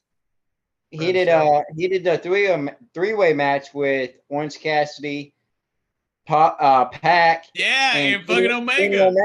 I was there. Adam was there. That was a damn good match, dude. That was fucking gold. John Alba was there. That's what it was. John Alba said he was there too. Damn, didn't even know him. Fucking high class asshole. But I mean, we watched that match, and It's Like, good. I mean, this was a couple years ago, but it showed a different side of him that you don't see every day on TV, or you don't see every week. That is one of my favorite matches of all time. Because it, like you said, it made me like, holy fuck, this Orange Cassidy's a player. Like, he is a straight up he knows player. what he is. I didn't see that match, but now that I see him, I'm like, oh, okay. Well, I have respect for him now, but that right there just said, okay, so he does have it. He does deserve this. Could he be world champion? Maybe. He has it. I think he can get the fans behind him. He definitely could get the fans behind him. He could be willed into it. He's over for sure. He is over. Yeah. And you talking about that three-way match? I'm huge on Pac. He's just. Well, yeah. And that match right there, that was the first time I seen that match, and that was an amazing match with all three of them in there. Those false finishes got me I was hook, line, and sinker every single false finish, man. I was like, holy fuck, they're gonna have Orange Cassidy win the belt. Like, I really thought he was gonna beat Omega. Amazing match, man. Yeah, that was definitely a good match. Man, it was different. I mean, I wouldn't expect it to be as good as it was. I mean, it's not the 5-star deal, but who are we to say what is and what ain't a 5-star, but still. Right. However it makes you feel is 5 stars, But I really enjoyed the match. It surprised me, because I've liked Willa Yuta for a little while now, especially since he joined the Blackpool Combat Club. But it just surprised me. I mean, it's just their story behind it. There was a reason why they were in there. And it was just a good match. Yeah, so that's my pick for the month. I totally agree. Yeah, I agree. And then last week he had a great match too. And then we don't know the result yet, but he has already faced at this point last night Jeff Jarrett. So we obviously don't know, but we can't wait for that. Ain't he great? Ain't he great? And look, he's not getting he's getting in the ring with him for a reason. I think it's got potential. Well, all right. I'm glad the potential played out on TV. I'll say that. Adam, thanks so much for that, man. I love that. I love that segment that you do. It was a great idea by you. I appreciate it. Yeah. Yeah. Shout out to Happy St. Patrick's Day, everybody. When this airs, St. Patrick's Day is tomorrow. So, wear green and get drunk, I guess. Yeah, get drunk. Or I guess some people can't get drunk. Fuck me. I'll be at. Hey, if you're going to the Innings Festival in Tampa, I'll be there. More than likely wearing a Kickout Crew T-shirt. So find me. Not hard to miss. Pretty big dude. But, it'd be cool if you had a green letter Kickout Crew shirt. It'd a lot cooler if you did, man. Right. All right. Yeah. But yeah. Shut the fuck up, Devyn. I would like to buy one of the shirts. Why are you talking but much, I don't Devyn? know where to fucking find them. Everybody's got these cool shirts, kidding, and I have buddy. our first one. Oh yeah, the cool ones are not for sale. Fuck yeah, that's a way to reel them in. Good job, Mike. But if you give us an idea. We're trying. What's next? Our best episode won't air. For real, you know what I'm saying? But It's the funniest one, but you can't watch it. if anybody does have an idea of like a different color scheme they might like, send us, the idea, and me or Mike can probably jump on and work it out. Yeah, all jokes aside, we're working on a big shop thing. It's just little hiccups right now. Yeah, we're not no pro wrestling tees right here. We're gonna be. We should be. We don't need pro wrestling teams. They need us. Yeah. What am I doing? Yeah. Go, get us out of here, Hey, James. hey, that's the way we keep moving, baby. Keep pushing forward. That's how we do it. We're wading through it right now for sure. That's how we keep kicking out, baby. And we got to Exactly. send it internationally. So our best friend Ben from Zip Bro Codes, the fucking Zip Code Bros can get him one. Oh man. Which Zip Bro do you live in, Mike? I fucked that up totally. My bad, y'all. Zip Code Bros. That's like your wife marrying your that's the line of sister. the night. I was about to say last week, Mike's wife married his sister. This week, Zip Bro's code. And then All there's they do is put us Save it over. for everybody Keep that us listens to freaking us. there. Good God Almighty. Thank you so much for putting there's up 7 people on Mount Rushmore. We live, pal. We live. Wonka, wonka, wonka. Yeah. All right, James, get us out of here. Oh God. Yeah, please. Well, I guess up next is for the record, Brad picked this next match. The next match is the best of the worst, or the worst of the best, or however you want to word it. But it is, and boy, get ready for this one. Hulk Hogan versus King Kong Bundy. Oh, that's right. It's the blue steel cage match for WrestleMania 2. You guessed it. Can't wait to talk about it. It took place from the LA Memorial Sports Arena part of WrestleMania 2. Yes, I said part because it emanated from 3 locations. This one had an attendance of 14,500. Even. It had a buy rate of 319,000. Got to talk long so the thing doesn't.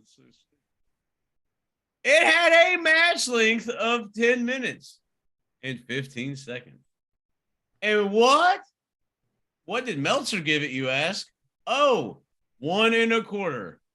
Which, hey, Dave's been generous on some of these matches here recently that we've covered. But yeah, Meltzer gave it 1 1/4. So,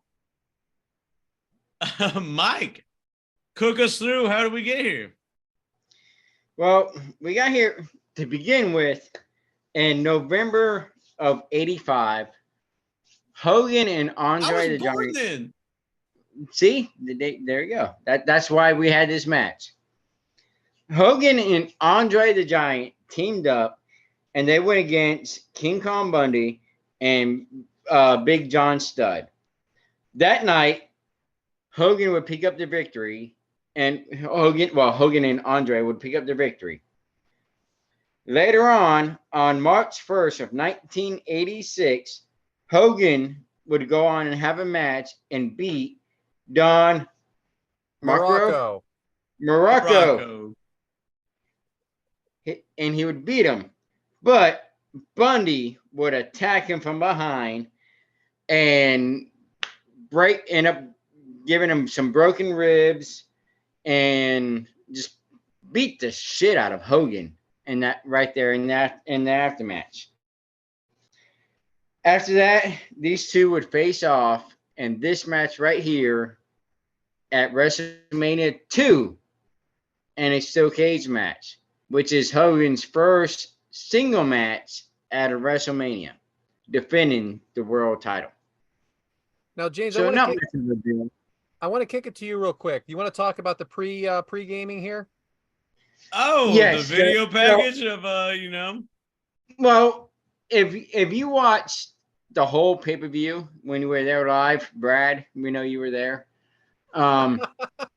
They had these interviews with Hogan, and to me, they just kind of seemed out of place. I don't know, maybe they were out of order or what have you. But like the first one was with Jesse Ventura.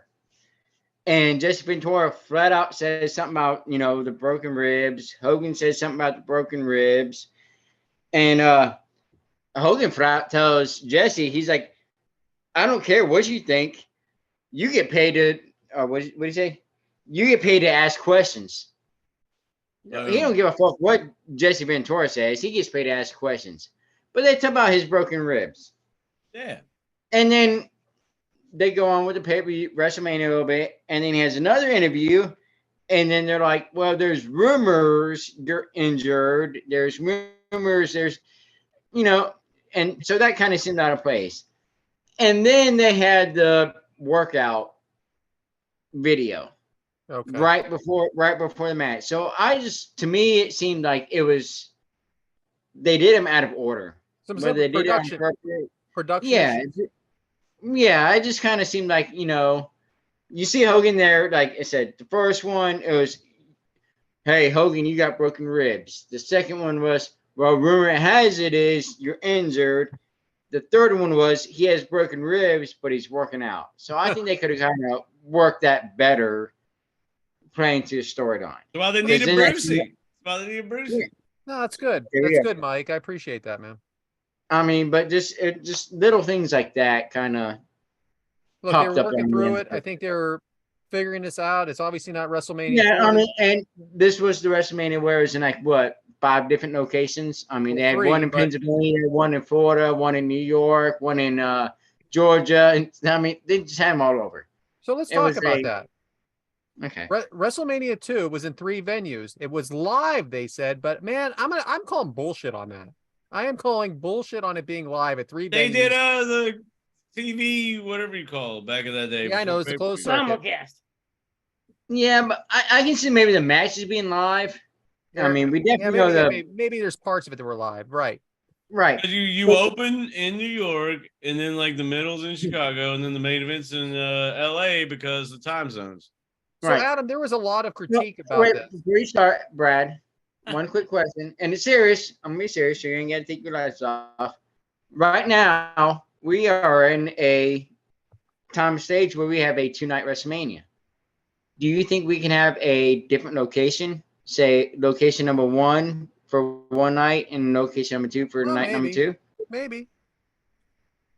I mean, do you think that How could far work are you right now? going? How far are you going? Maybe, but I don't know, man. You miss out on a lot of money though. There's also Think other about it. parts to this though. There's Raw, there's SmackDown, there's the No, NXT event now. All Plus, these there's are extra right. money No, on venues and stuff. They That's extra are money you different gotta spend. venues, but they're in the same city.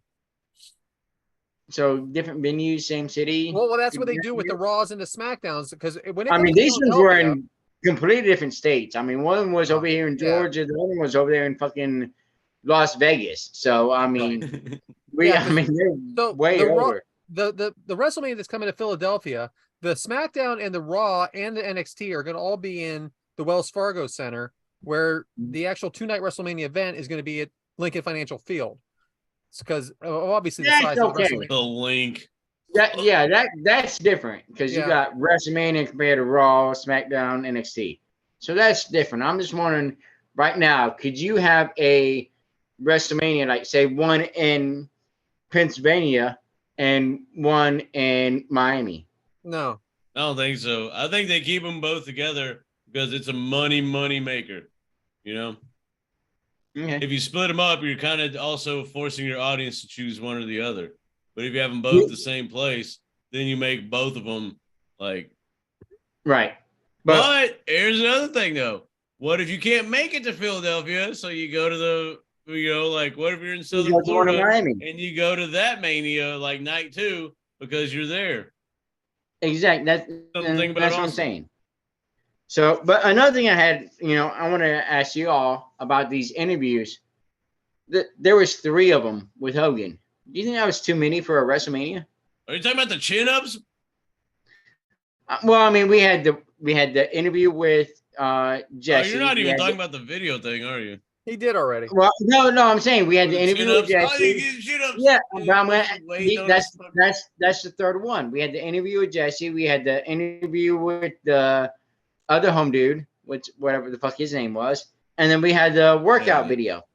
So Yeah. we had 3 different things with Hogan before he even got in the match. You think that was too much at the time? He was the biggest Or star in the was- world.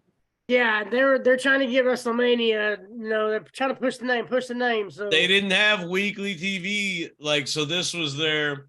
We're gonna do it at the beginning. We're gonna do it at the turn of the hour. We're gonna good that was point, their. James. Good That point. was their. But they- That's kind of what I was looking for. No, But that's they right. did build to this with Saturday night's main event, just so you know. Yeah. So there was But- some episodic-ish. But are we on the agreement? They kind of went out of order. Maybe they should have done the workout video and then, Yeah, or probably. maybe they should have done Well, like the second workout video videos after he got injured. But I don't know. It was all kerfluffled. I just think they kind of went out of order. Like I said, they went from Jesse saying you got broken ribs to the next one saying, rumor has it you're injured. Well, no shit. I done said 20 minutes ago that I got broken ribs. I mean, That's good. Hey, this is a fair point. So, Adam, what did you think of the 3 venues? Because it got a lot of criticism. I think it was just something new, and just he wanted to do something different from WrestleMania 1. So I guess at that point in time, well, how do we do bigger than WrestleMania 1? Well, okay, let's do this. Not knowing that the very next year would be your biggest WrestleMania ever. Take it national. But Whoa. exactly, maybe people can't get out and come to one city. So let's introduce it to 3 cities. That way more people will be able to see it, because I don't think big time pay-per-view was big back then, was it? Oh, it was closed circuit. Yeah. So we put it out there, more cities, more areas for people to watch it. So I thought it was a great try. I thought it was a good try. I respect That's the Mike's hustle. point. I respect the hustle. This was the only time they did it, right? Yeah, it was the only time. Yeah. It got a So, lot of criticism. I don't think it's a good idea. It's definitely worth a try. I think anything's worth a try. Man, we know that. We're still talking about it today, aren't we? Right. And I honestly think something like this could work today. If they work it the right way, have something in like Pennsylvania and have something over here, it gives your fans, Wrestle Kingdom. No, you can do it now, definitely with the technology. Wrestle Kingdom does like what, 3 shows a year, something like that? Yeah. Yeah, they do. They split it up. But they also do there's it, they also do it 3 more weeks apart widespread. or a month apart. So Yeah, there's more widespread. And maybe and what I'm saying by having different nights, have Saturday night in Pennsylvania, have Sunday night in, I'm gonna say California, just because it's over there. But split it up, have one over here, one over there. Not the same pay-per-view, the same night, but different nights in different areas. Gotcha. James. Hey. Who are the announcers? Oh, God. Well, I'm glad you asked because it's Jesse the Body Ventura, Elvira, and Lord Alfred Hayes. What? So, Tommy Lasorda, guest ring announcer. Mike, any good Tommy Lasorda stories? Who? Tommy Lasorda.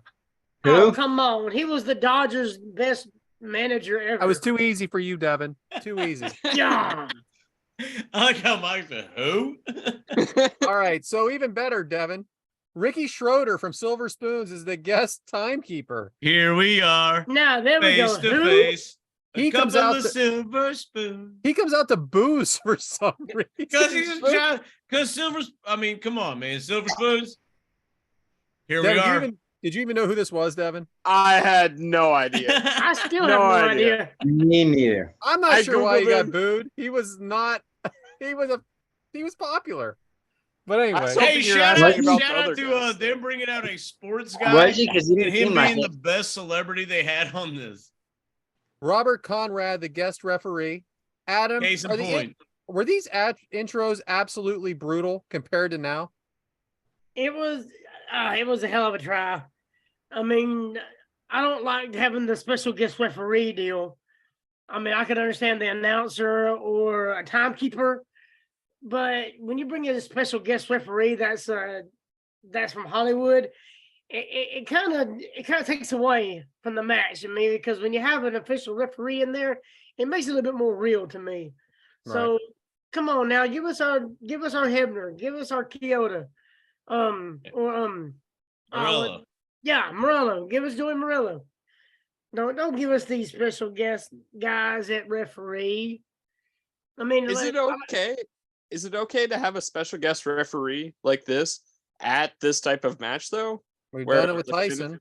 maybe Well, he was an enforcer, maybe an but- outside referee, Don't you maybe dare like they did bring with up Muhammad WrestleMania Ali. 14, and we're not going to talk about With Muhammad Ali, how they had him outside the ring. I got you. I'm cool with that because it brings eyes to the, to wrestling. Yeah. But in the ring, you got to have your top referee in there. I It will just say, makes it more Devin, real to me. Devin has a good point, though. This type of match, you can get away with it because it's like, He's I'm gonna not just actually stand on the counting outside. pinfall. Like, they're pretty much getting a payday for standing on the outside King on Kong this Bun- type of match. Yeah. King If, Kong if Bundy- they have to count 3, which Tyson fucked up his 3, I digress. So we got a King Kong Bundy entrance with Bobby Heenan to absolutely no music. Mike, what did you think of this presentation? And why no facial hair for this big, bald, beautiful man? Maybe he couldn't grow it. He didn't have Manscaped at the time. Or do it for men. Manscape? We're Beard not man. talking about not talking about your balls, talking about your face. No, Manscaped has your beard stuff now. I know. If you look at- They're not sponsoring this just yet, but they will soon because I'm doing them right there. So, Yeah, go ahead. what'd you think? Did you like the big badass coming out or no? I mean, yeah, I guess so. It He almost wasn't like tan. huge, a couple extra 100 pounds. Yeah. Now listen, James, we have the Hogan entrance to Real American. Crowd Yeah. excited. James, is he just bigger than life in this era? And can we ever get someone we can cheer to retain like him again? Oh boy, that's a loaded question. I will say with your first one, of course, this is the 80s cartoon because you have to think specific to that decade.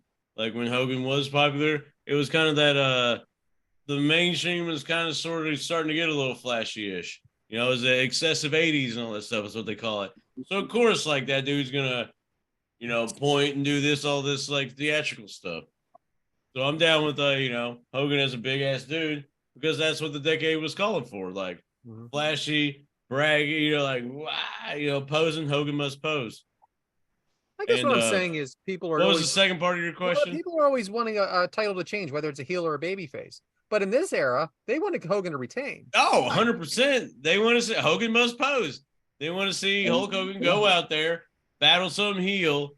The heel gets the upper hand. Hogan does a Hulk up, boom, 1, 2, 3, and then pose. Like that, it's a formula at that time. So I would like to go back to that at some point again. Hopefully we can have someone that can do that for us one more time. But I'm going to ask you, Devyn, what the hell are the rules to this match? The rules were just winner is the first person to escape the cage. So you actually can't pin someone in the cage? Well, I think they said that you Oh, can do Lord. that, but there wasn't a referee in there, so I don't Correct. think you could. There is no referee in the cage. Ah. Very, very different.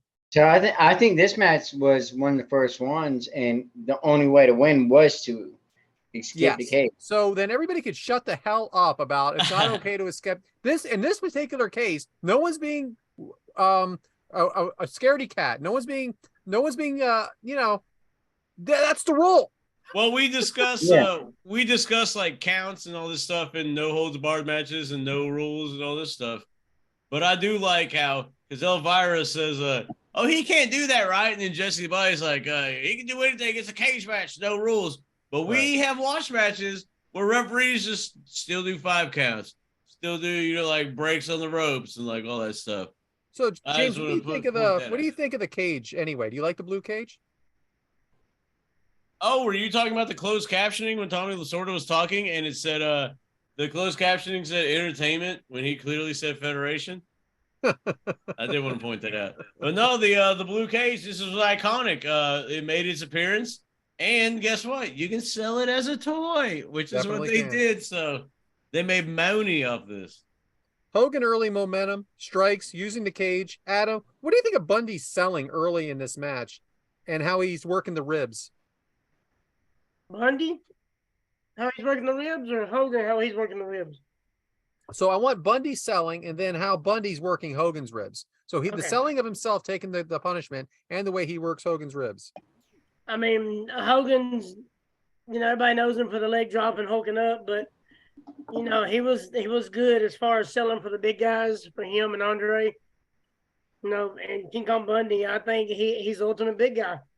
Up until then, we've seen him, Big John Studd, and people like that. And, like I said earlier, not knowing what was going to happen the next year, this is one of the bigger guys he's been in the ring with. So the fact that Bundy's still not going down with one punch, but the way he sells for Hogan is great. But at the same time, you'll see Bundy one punch to the ribs and Hogan's down. He hits a knee. He kind of, he curls over. So it's an ultimate big guy match. I think it was awesome. And to build on that, Devyn, let's talk about that. They always talk about the heel factory for Hogan, to feed Hogan. Is this an example of that perfectly or what? Yeah, absolutely. I mean, we're gonna see it following up at the next pay-per-view, the same exact manager against Hulk Hogan, Bobby the Brain Heenan.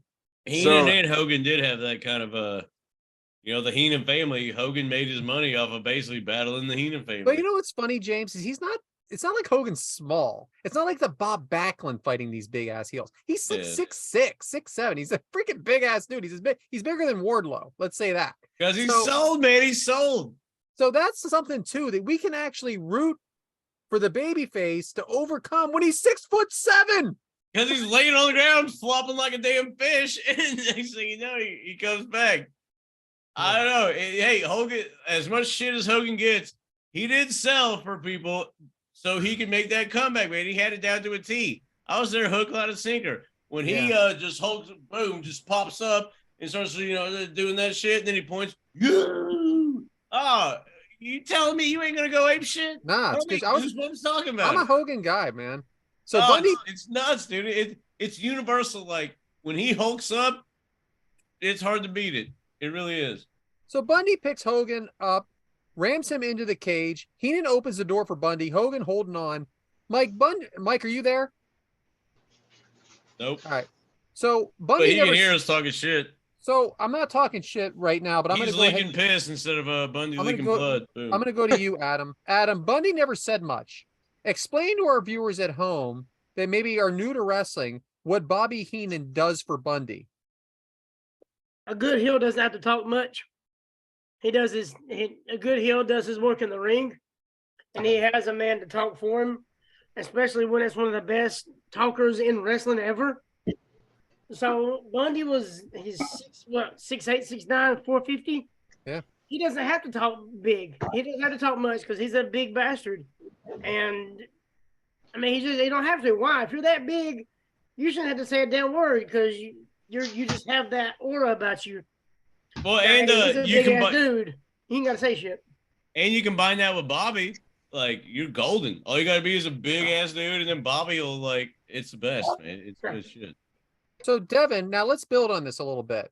I want you to explain to the people at home that maybe don't follow wrestling as much.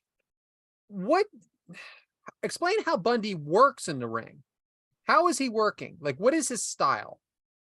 So Bundy, he does one big power move and then stays on the attack. He'll do the put the pressure on the neck. He'll use his weight, really use his body weight and size to just try and put pressure on the opponent in all the most vicious ways you can think of. Exactly. So he's working as a big man. He's working as a heel. He's not going to do backflips off the top of the cage. Okay. Oh, absolutely. This was a different style that I think gets lost today, for sure. Hopefully the Satman Singh character can pull some of this off. Omos. Or Omos. Can't wait for Omos exactly. and Brock. That's going to be fun. I think rumor has it that's it for Brock. So we'll see what happens. So hell of a way to go out. Bundy takes off the bandages and chokes Hogan. Again, the referees aren't in here. Did you think that was strange, Mike, that there was no referees actually in the cage? Yeah, I did. But also, who was the female announcer there? Right there. Elvira. The mistress of the dark. I noticed at that point, she's like, by the way. He's taking off his clothes. And then she's like, oh, he's taking off his belt. Like, so she didn't know what was going on at the time.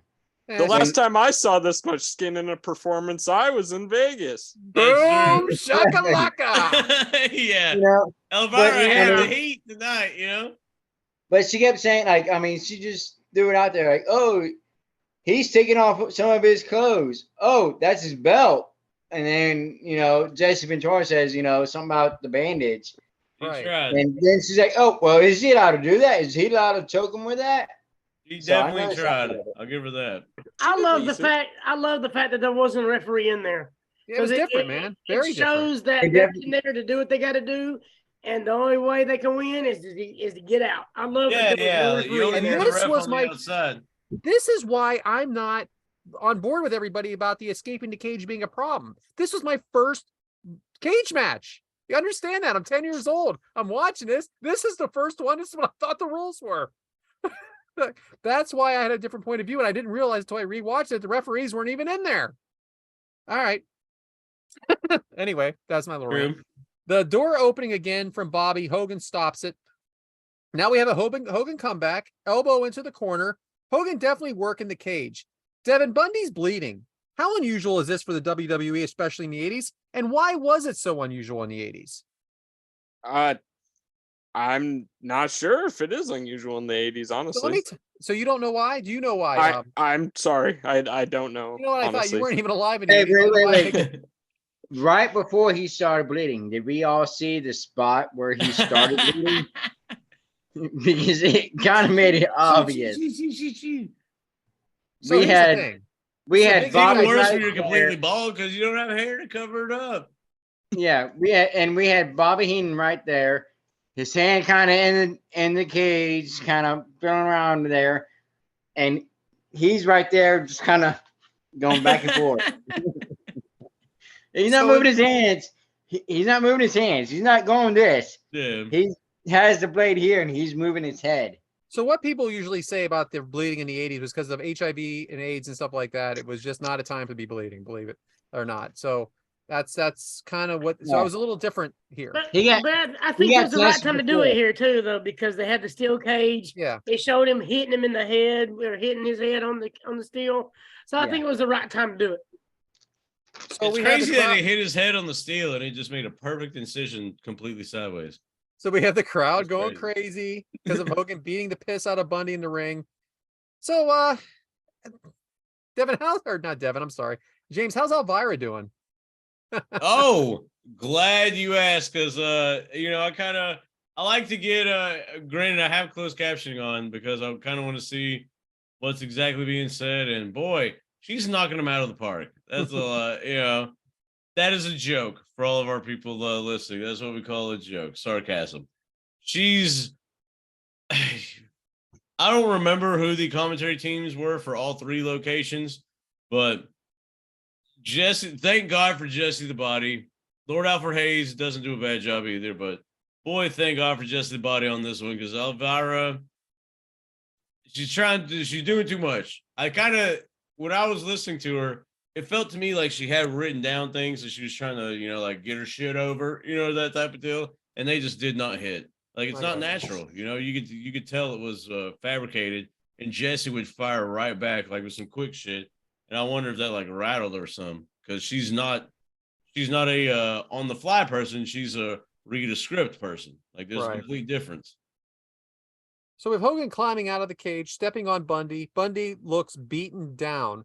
Hogan tries to slam Bundy, but can't handle it and falls backward with Bundy landing on him. Adam, do you think this was a dangerous spot for the time? No, because of the two people in the ring. I think that they trust each other enough to know how to take care of each other. So I don't think it was too bad. Yeah, because Bundy's gonna probably hit his knees and elbows, and he's not gonna go full weight on the Hogan, So Bundy's really selling how hurt he is. Hogan choking Bundy with the tape. So we have an avalanche into the corner from Bundy, and then he splashes him. What did you think of that camera angle there, Devyn?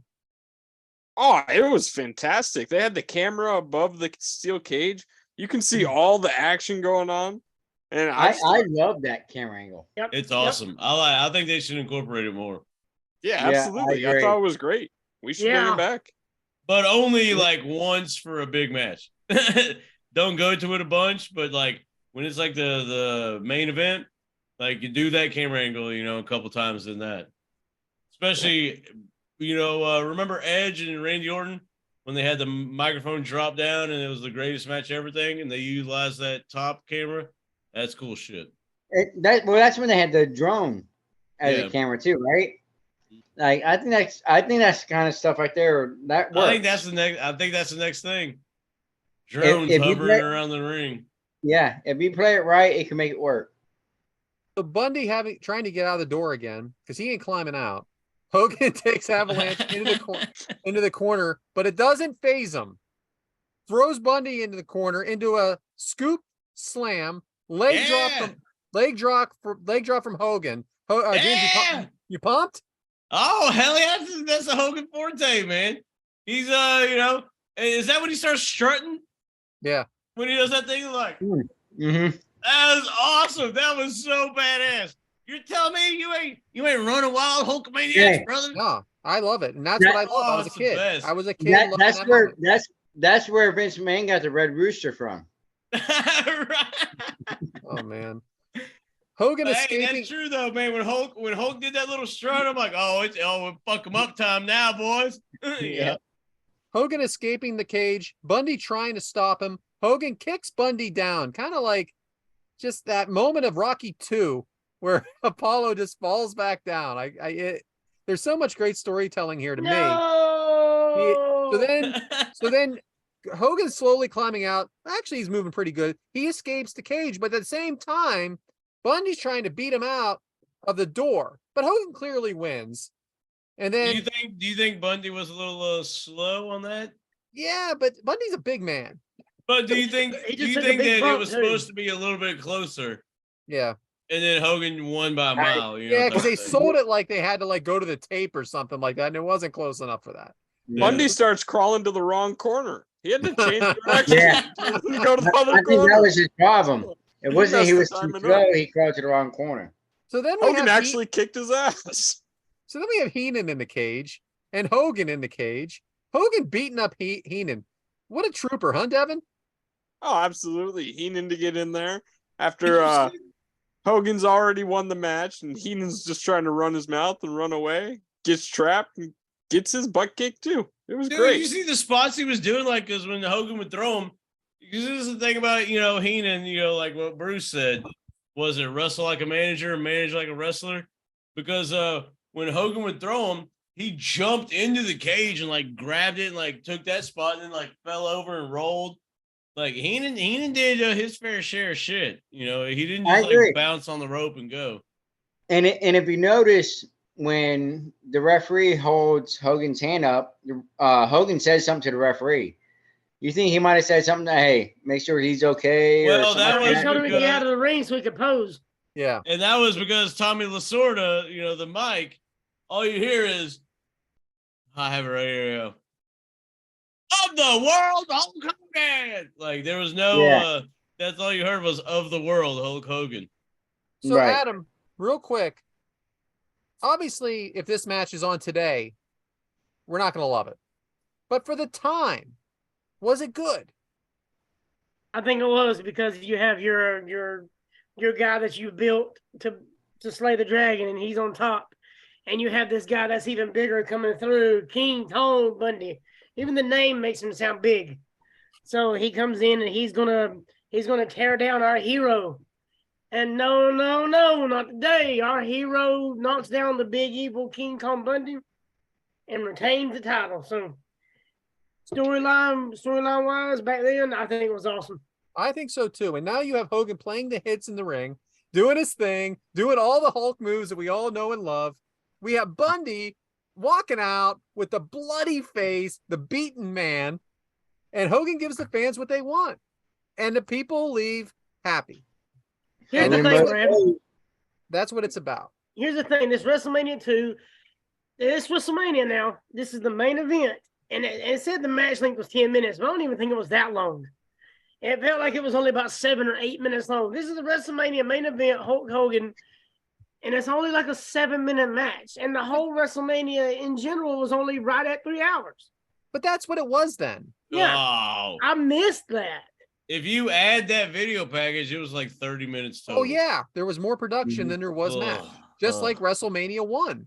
So that's all you really need, though. Brad, you said that this concept couldn't work, but I think it couldn't work today, but I 100% believe it could. Maybe the athleticism for a main event wouldn't work. That was 2 days. But the storytelling works. You have the big heel trying to defeat the loving babyface. This is what we've seen over history, over time. And I feel like that is all you need, the 7 or 8 minutes. Get the storyline over, get the big guy across, and then put the babyface over and get the fans out happy. So but how do you get this is on the heels of a fucking Iron Man match that headlined the pay-per-view, by the way. Yeah. But if you go that concept, how do you get the heel over? He's over in 7 or 8 minutes.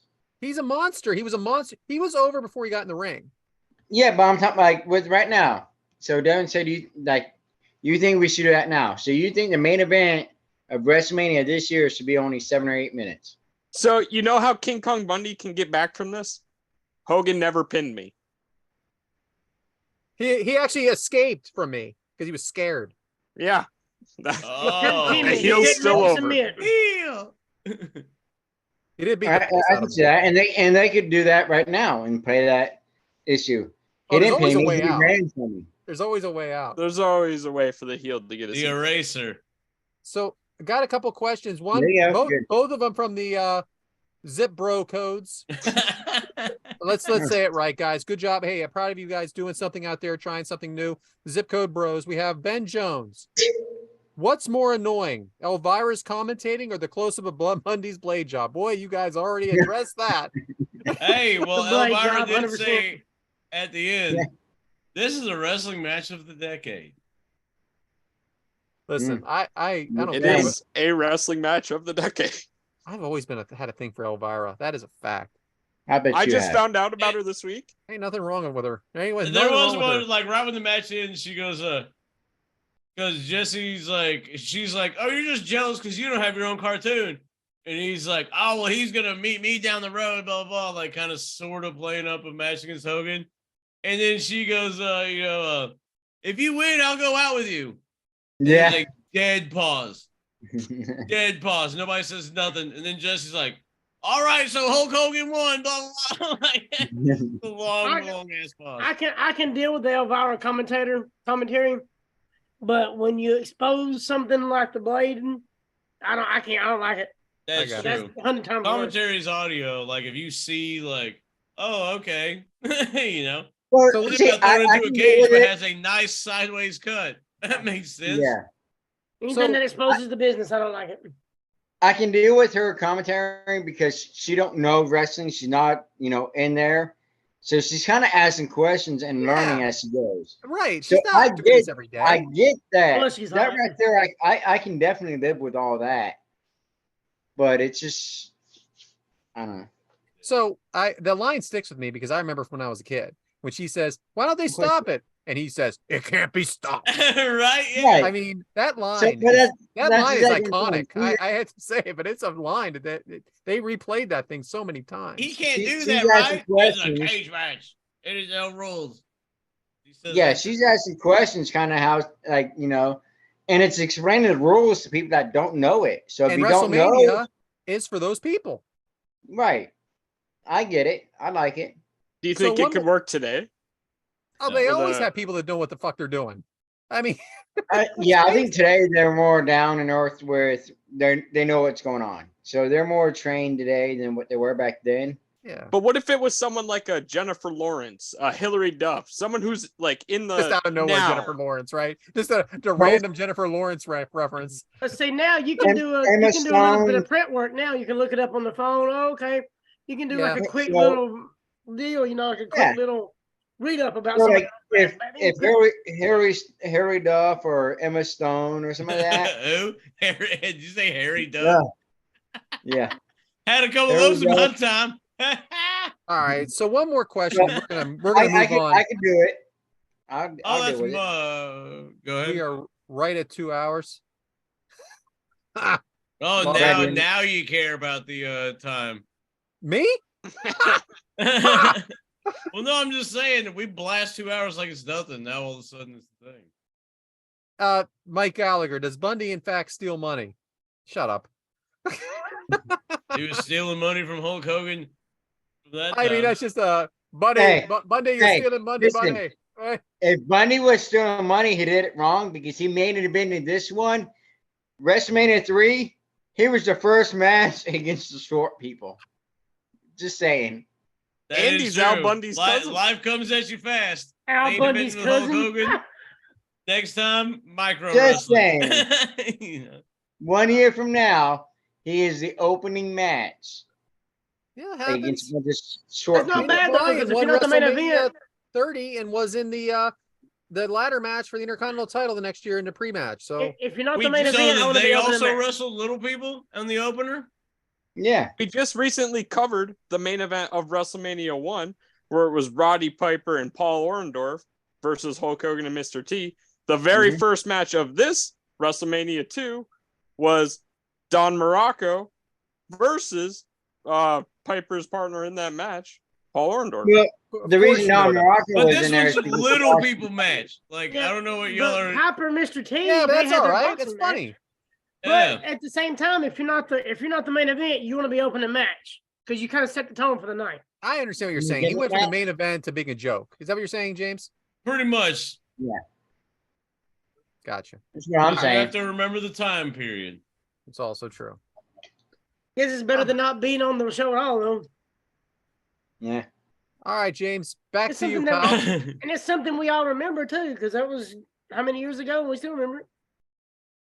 I didn't remember. I until remember I it because I watched it last night. That's why I remember it. Oh, said it. I didn't Well, know that hey, at all. let's keep these, jokes a rolling. Because what better way than the hottest rising segment in podcast today? That's right. You guessed it. It is Waka Waka Waka with Adam. So, Adam. Oh take man, it we missed away. one last week. Waka waka, Father Mucker. Damn. All right, since we're pushing 4 hours or however long we've been on here, Yeah. I'll make it short and sweet. I ordered this book online, and the title was How to Scam. It's been 6 months now. I hope I get it pretty soon. Because I mean, Waka. I'd love to know how to scam people, but I don't know. I can't get the book, so I don't know what's going on here. Sometimes I'll wake up grumpy. Other times, I just let her sleep in. Mm-hmm. Get that. All right, so guy says, my wife asked me, why do you keep pushing all my buttons? And then he says, well, it's impossible to find the mute button. Waka waka waka. Grumpy. All right, this is my favorite one. I wanted to close with this one. What's the best gift you could possibly give somebody? A broken drum, because nobody can beat that. Waka waka waka. Yeah, nobody can beat that, buddy, that's the best one you can give. But not On really. the same hot dog. I've sent you like 5 jokes way funnier than that. Yeah, the first one's still downloading. So, Oh! What about a whore? Well, say the whore one. Oh yeah. Yeah. Devyn Nailed did it. send me one. You know, Let me find it. Let me see if I can find it. real Adam, fast. it's easy. I sent you Here we go. I sent you a joke about a slut, but it was horrible. Oh! Look at Mike. He can't breathe. Every time, dude. I think the funniest part. Well, no, that's rude. One of the funniest parts of Adam's Waka Waka Waka is Mike losing his shit on his own joke. On his own joke. Wait to hear. Adam tells all these He's like, bangers, "Kill and myself." then Mike's just like, "What about mine? What about mine?" Tells it, and he dies laughing. Because it's funny. For My joke's those who see funny. it on the video version, it looks I just better than it does. I don't want to take Adam's spot, but when he tells my jokes, they're funny. I mean, I can't help it. Yeah, you die laughing every time. I'm waiting on the funny ones to come in.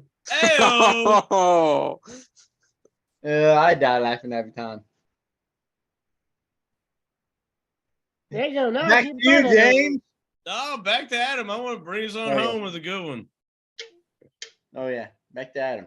Okay, so I think I've said this one before, but Devyn sent me this, and it said, a man knocked on my door today asking for donations to the local swimming pool, so I gave him a glass of water. Ah! I like that. It was pretty That good. was great. I like how you read one Devin sent you. I'll leave that Yeah. where it's at. That's Devin. Because he sends me funny Oh. ones. That wasn't that funny. Oh! Thank you, Adam. And that is Waka Waka That's it. Waka. Man, see, Adam, we miss you, bro. This is what we need you for, man. Come on. Not only are you an in-ring performer, you're the funniest one on the show. Waka The Waka fuck? Waka. Yeah. Only one time. Well, speaking of funny, hey, Brad, I guess we're up to the, instead of visually seeing things, we should read things that are just. So So I guess up next is Brad with an update on Wrestling Erotica. So Brad, anything? So let me just give you a kind of an update on what's going on here. Stop it, James. We're doing this. No, So we're not. We have, No, the fuck we aren't. We have two things here. I'll accidentally end the recording right now. So we have I got this book on Amazon. It's called The Free Use Wrestling, an Erotic Sports Tale. It cost me $2. I read the first page, and let me just say something. When some things sound better in theory than when you actually say them out loud, I'm telling you, we are on page 1, and I can't read this. I cannot. I told you this was a bad idea, and I wanted you to make sure you knew this was a bad idea. I screenshotted it, sent it to a mutual friend of ours who was on board with this and said, there is no way I can read this. I am a professional. I said, I can't read it either. I said, so maybe then I got an email sent to me. And just when you think this is sick, I don't know who this person was that sent this email, but he is twisted. He has a twisted mind. And the stuff that this person came up with, and we're not going to name any names.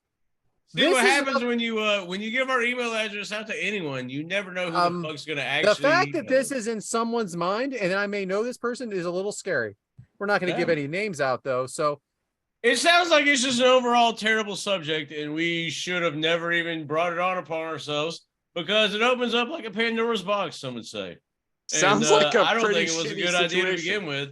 So I wanted to. So when a I want to good make sure we fart put a turns nail in the bad. coffin because I think this subject is dead. Is it not? Because it opens up, the possibilities of all kinds of crazy shit.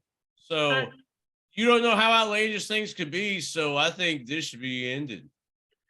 I want to apologize to our Can we great, go back to wonderful listener. cockamania? No, I want to apologize to Mr. Randy Okara because he did send me one. I forgot to read it. Oh no, you can read that one. And it says poop jokes aren't my favorite kind of joke, but I would say they're a solid number 2. I thought you were going to read some erotica. From Randy. Well, having said that, like I said, it's a little tough to read this stuff out loud, and I think it's a dumb subject, and I think it. I decided without James's opinion. I decided that if we're going to do this, it is going to be behind the wall of a Patreon that is not that we are not ready. That we are not ready to do at this time. So anyway, here's the thing, guys. I can't do an F, Marry, Kill every week. You know why? Because week 2, week 3, week 4, it gets old, and that's just like with anything in life. You overdo something, it's no good. I'm just throwing things against the wall. I'll come up with better stuff. So as of right now, this is not going to be a segment. Back to you, James. Oh, hey. Well, real quick, I'm glad Kick Out Crew didn't hump the shark with that one. Amen. Amen. That Because was fun. we got a good thing going, so we don't need no shit flowing. You know what I'm saying? Yeah, because we're clean as a whistle. Hey. Yeah. Don't shit in our water, Brad. yes, sir. Yeah. Well, coming up next is Devyn's demographic. I see what you did there. So Devyn, what you got for us this week? What are the kids into? So, right now in professional wrestling, if I was to say the phrase "the now," who do you think of? I know where you're Austin going Theory. with this. I was about to Austin say it's Theory. Austin Theory, isn't it? Is this an Austin Theory segment? No, But it's that is not who you should be thinking of. You should be thinking of Vic Delicious and Hale Collins, the former NWA World Tag Team not. Champions, Yeah, an old tag. the team. now, Is NWA. who they are currently suing WWE and Austin Theory over the trademark the now, because they've had That's the true. trademark for the past 17 years. They've been the tag team. They've been NWA tag team champions. They've been all over the independent scene representing as the now. I So saw that. I Right now? completely understand that they have the case. They have a case against They own the WWE words for "the this. now," huh? Hey, first time Right? I seen it was Austin Theory, so fuck them. How did Ric Flair make out with the man? Yeah. You won't say it to his face. Yeah, I would. I saw him once on this show. Yeah, right. It's in our archives. Yeah. Checking for archives. We had Ric Man. Flair live, not paying attention to us. I hate every single fucking one of you. Yeah, feelings. Always mutual. remember that. I know it's mutual. I get that. I'm an easily hateable person. But boy, you assholes. That's all I gotta say. So, yeah, that was it. Waka waka waka. That's my Devyn. That's not your segment. No, that's good shit, man. It's good to know. That's They're the gonna now. they're gonna lose. They're gonna be bought out, one or the other. So Yeah. WWE has too much money. Just keep Probably. on- WWE will probably win and stuff, but I definitely feel like Vic Delicious and Hale Collins should be compensated in some sort. If in all WWE is honesty, they've profiting had off it the that now. long. Yes, they deserve something, you know. But why not just keep doing what they're doing now and say, hey, WWE can't sue us for this? You see what I'm saying? I mean, why sue WWE for it when they know WWE has the resources to fight them for 35 years for They it? won't fight it. They'll settle out of court and give Make them them money. wait it out and just bankrupt them, though. You know, Exactly. you got to So pay why not retainers say, for lawyers. okay, yes, we've been doing this long. Let us keep doing it, and y'all keep doing it. That's why when people challenge, not to get political, Brad, but that's why when people challenge the government, they end up losing because the government's got deep pockets. So they'll prolong that shit and make you pay lawyer fees until you're fucking like bankrupt. Until you broke. So I could Same thing with definitely WWE. see that happen. They can just be like prolong it, and you have to pay every time. Boom, bankrupt. But they won't do that. They'll just settle, I give see your them point. I see your 25,000 and be point, done with it. but But it's hey, back in the day with Bischoff, I would have loved to have been like, Eric, I got offended. Somebody threw trash away in the non-recyclable or in the recyclable. Eric, I'm offended. I'm assuming TBS for $99,999. exactly. Okay, well, here's your check. You know. Yep. I see their point, Devyn, but like they're going up against a big machine. Well, the thing is, this isn't even the first time that the team The Now has been in my Devyn's demographic.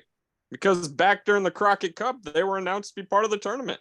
Damn, And- so we cease and desisted that segment, I guess, and now you're having to tell us again. We were talking about The Now before Austin Theory was even that big. Yeah, but I still don't know who they are. Boy, Mike, this is gonna be awesome moving forward. You know that we have a bunch of cool ass guests and stuff. Oh yeah, but I mean they're wonderful. They're great. I just, you know, they should just let it slide. My opinion. Oh, like some runny shit. Yeah. You know who wouldn't let it slide?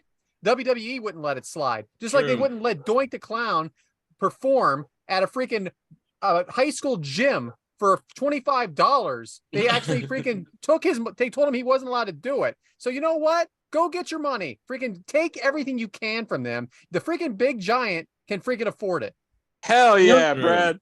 You're right, because they got that one guy, Michael Or Doink the Cole. Clown. Michael Cole is named after me. My They name cut is- Stone Cold's Curse Lots to Keystones. What the fuck are we doing here? I should sue them for using the name Michael. Is your middle name Cole? It could be.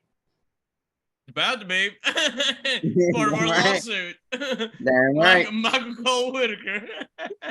Damn right. Oh man. Wonka Wonka. So is that Back your, to you, James. Is that what the kids are doing these days, Devyn? They're talking about The Now.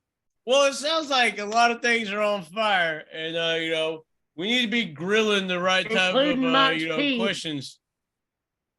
We need to be grilling the right type of questions too, people. So Always.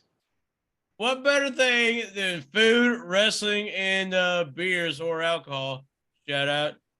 Than some food. So, Mike, what's up with the meat minute this week? Hey, and I don't know if y'all saw the post, but the recipe from last week's episode is on Twitter. Oh, look at that. Imagine that, right? Hey, only took 47 episodes? Yeah, something like that. This one might be on there. This one might not. Depends. So here's what I'm gonna do on this one. I'm gonna do a Santina Fe foil wrapped chicken. What's that? One more time? Santina Fe. Where's that at? It's around the corner. Are you talking about Santa Fe? Yeah, whatever. Same thing. New Mexico. Right. It depends on your language. Gotcha. I was waiting on a Santina Morella joke coming. It's a foiled wrapped chicken. So here's what you need for this. You need some chicken breasts. Say 4 large chicken breasts. You need 2 cups of frozen corn or 2 cans of canned corn. 1 or 2, either or works. You need 2 cans of black beans, and you want to rinse and drain them. 8, not 9, not 7, but 8 teaspoons of taco seasoning. 2 cups of salsa, and 4 cups of shredded cheddar cheese. And here's what you want to do with this. You take your chicken and you lay your chicken on the foil, aluminum foil. It's called a foil wrap. Okay? So you lay your chicken on there. Then you place here's what you're going to do. You're going to have like 4 pieces of it or 8 pieces, you know? Yeah, give us the real shit. Don't read off a list. Give us a real shit. I'm reading this? And I'm giving it to you. So you need 4 pieces of aluminum foil. You put a piece of chicken on each aluminum foil. Okay. Then you put a 1/4 of a cup of black beans, 1/4 a cup of corn, 1 teaspoon of taco seasoning. That was good. And 1/4 cup of salsa in the aluminum foil, and you wrap it up. Then you throw it on the grill at 425 for 25 minutes. After 25 minutes, you pull it off. Then you put 1/4 a cup of cheese on it. Throw it back in for another 5 to 10 minutes, and then you bring it out, and right there you have your meal. That way, the first go round is the shit soaks into the meat. Second go round is that little cheese top. It melts the cheese. Damn, that sounds good. And everything cooks together. So you got your corn, you got your black beans, and everything else. And it all soaks into the chicken breast. And also, it's because you wrap it up into a little foil, into a little pack, and then you put off each chicken breast. Boom, you get your 4 meals right there. So 4 people, boom, boom, boom, boom. Have your whole meal right there. You don't need sides. You don't need nothing because everything is right there. Boom. Easy. I like quick and easy. And you can throw it in the oven too. It works in the oven. So if you ain't got a grill, throw it in the oven. 25 minutes. Cook it. Take it out. Got to be easy when you open it because it's going to be hot. It's going to burn your 100%. That steam's going to be burn accumulating your there. fingertips. So open it away from your face. Safety. Yeah, open it and lick your fingertips. Lick your fingertips. Open it up. Throw your cheese on there. Lick your fingertips again. Close it. Throw it back in for another like 5 minutes. Let that cheese melt. Bring it out. Devyn, take note of that one. Erica will love you. You make that shit. Erica would love it for it.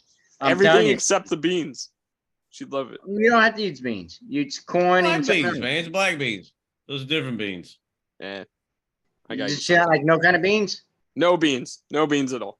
Okay. Oh, because she don't want to fart around you? That's cute. You're about to get married. Didn't she realize that?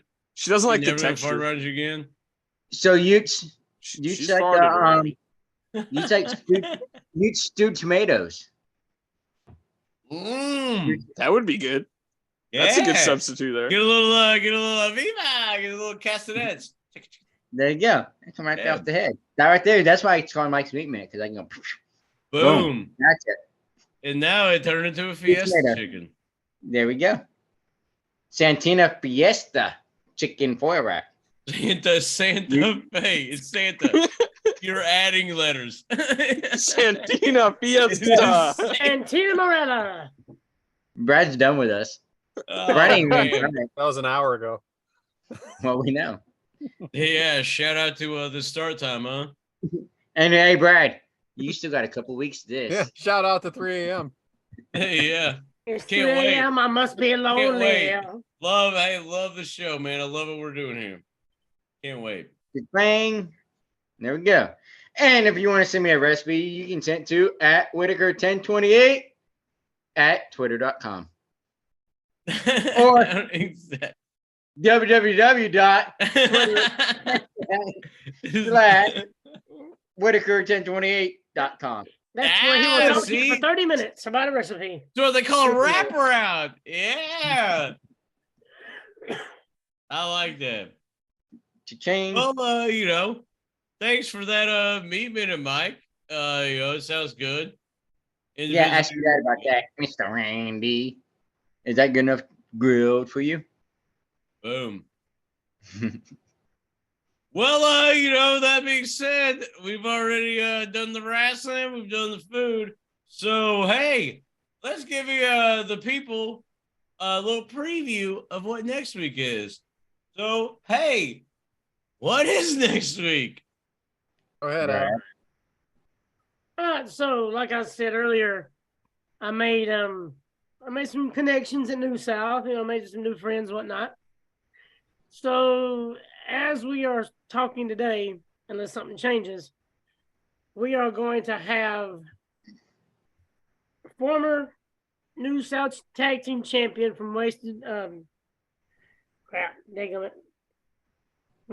I can't remember the names now. I lost Wasted it. My Generation. Wasted Generation. Wasted Youth. Boy, you're playing it out on camera right now. Hey, Adam. No, because I want to call them Wasted Youth You're for living some that reason. gimmick. Wasted Generation. But former tag champ Braden Toon is going to join us, and we're going to talk about his I want to say it was a championship match with Kenzie Page that he had. And you're talking about somebody that's went from the tag matches, from Wasted Generation, him and Sean Christopher. And I can't even remember that other fellow's name. I'm sorry. John Campbell. Yeah, him. Because I don't see his name on here. I see the name and everything else, but I don't see Sean Campbell's name. But Braden Toon has been coming up a lot. He was in the IWA Mid-South show last year. He was in the GCW New South versus New South show back in January 22nd. He's been in a bunch of shows in Texas. So he's been tag champion. He's been champion DFW. I'm not sure exactly what that one is. I ain't clicked that far yet. But anyway, he'll be on next week to talk about his match with Kenzie Page. And we get to know him a little bit better. So he's been around the Texas parts, huh? DFW, like Dallas, Fort Worth, like all the Texas parts? Yeah, it says DFW titles. That might not be it. I may hook him. Hey, Adam, can you do us a favor? On your headsets, take your microphone and put it all the way up. All the way. It still Don't works. stop. Oh. It still Never works mind. because I got a microphone here, jackass. All right, maybe if I turn this all the way up. Nope, still works. And so we're going to watch this Kenzie Page championship match. You guys will already know this on Twitter by the time this comes out, and the other match? Stay tuned. See what I did there? Stay tuned. We have some ideas. Okay. So anyway. It's going to be Mania related. God, you're the worst at this. It's going to be Mania related because we are in Mania season. So, what better way to, tune up the band than, with All right. some Mania. So that's what we're doing. All right. So that's what we're exactly. doing, James? I don't fucking know. All right. So it's the Rockers It's versus... Mania season. Nope. It's the Rockers versus the the I hate Orient you motherfuckers Express so much. WrestleMania 6 because we are having Braden Toon on the show, and it's What? WrestleMania season. So because there's a tune, let's go with the Rockers versus the Orient Express and WrestleMania 6. And we'll also be discussing Rhythm and Blues, who is the Honky Tonk Oh, and Greg the Hammer Valentine. so you mean like we're talking to a tune? So we're gonna. Oh, that's very smart, man. You That see makes a that? lot of sense. The Kickout Crew thinks ahead. Professional podcast. Let's have fun, man. Oh man, We are the best, man. We are the fucking best. yeah, just That's ask it. us. When we got a theme, we got a theme. Yeah, we I just did hope it's 10 called the. episodes I just of hope it's called the Orient rivalries. Express. We did about 10 episodes of Devyn's trial. When we have a theme, by God, we're gonna run it to the ground. Fuck, we did 30 Speaking of that, episodes of I fucking can't wait women's. to see what Cockamania opening match is next week. The Lord knows if we got something, we're gonna run it all the way to the ground and then some. We still got about 4 weeks of Cockamania to book. Yeah, well, we have a guest next week, so We can still do a Cockamania. I don't know if it'll be in the outline. We should book him for Cockamania. Who's your Cockamania opponent be? Hey, somebody should ask that question. Brad, be a great question for you. So James, back to you. That Pal. being said, I think the tape machines are rolling on this one, and I really agree that we may possibly be out of time. We want to thank everybody. This is a great fucking episode. I had way too much fun on it, and I think it's time to run DMC out of this place to be. We are the Kickout Crew, and you are too, because it's your show. And in our show, it's your show. If you have, some bonus episode ideas, if you have some meat minutes, if you want to talk to Devyn about some demographics, if you want to send Adam some jokes, if you get Brad some topics to the ring stand about, that's all. Hey, no, don't send Brad. Just shit on Brad. It's all we ask. If you want to shit on Brad, hey, that sounds like wrestling erotica right there. But yeah, You're welcome, Amy. From the email, it's pretty close. It is your show. That being said, we're here, for the fun and humor. I want to thank everybody for joining us. Please, listen, watch, do whatever you do. And if you like what we're doing, be a friend, tell a friend. You know what I'm saying? Why not have everybody, join in on the funnest fucking podcast that, you're a part of, because it's your show, the Kickout Crew. I want to thank everybody. We are the Kickout Crew. You can follow us on, Facebook, Twitter, YouTube, all that stuff. You know why? Because it's your show. You already know that. We'll see y'all. Hey, when life gets you down. Oh. You got it too. Well, see, sometimes you have to skip ahead in life. And you don't really take some things for granted. And then what happens when that happens? You sometimes run into some adversity. And hey, adversity is nothing, because it only means that you're going to appreciate the outcome of it that much more. So sometimes when you feel caged and life just gets you down, why the fuck not just kick out at 2? Because hey, you ain't pinning me for the 3 count. We don't lose here. We're winners. So when life gets you down, just fucking kick out at 2. Raise that shoulder. Just shrug a little bit. And you're already there. Because that's what we do on your show, and that's what you do on our show, I guess. We kick out at 2. Because we're the Kickout Crew. Keep winning, everybody. We had a great episode. See you next week.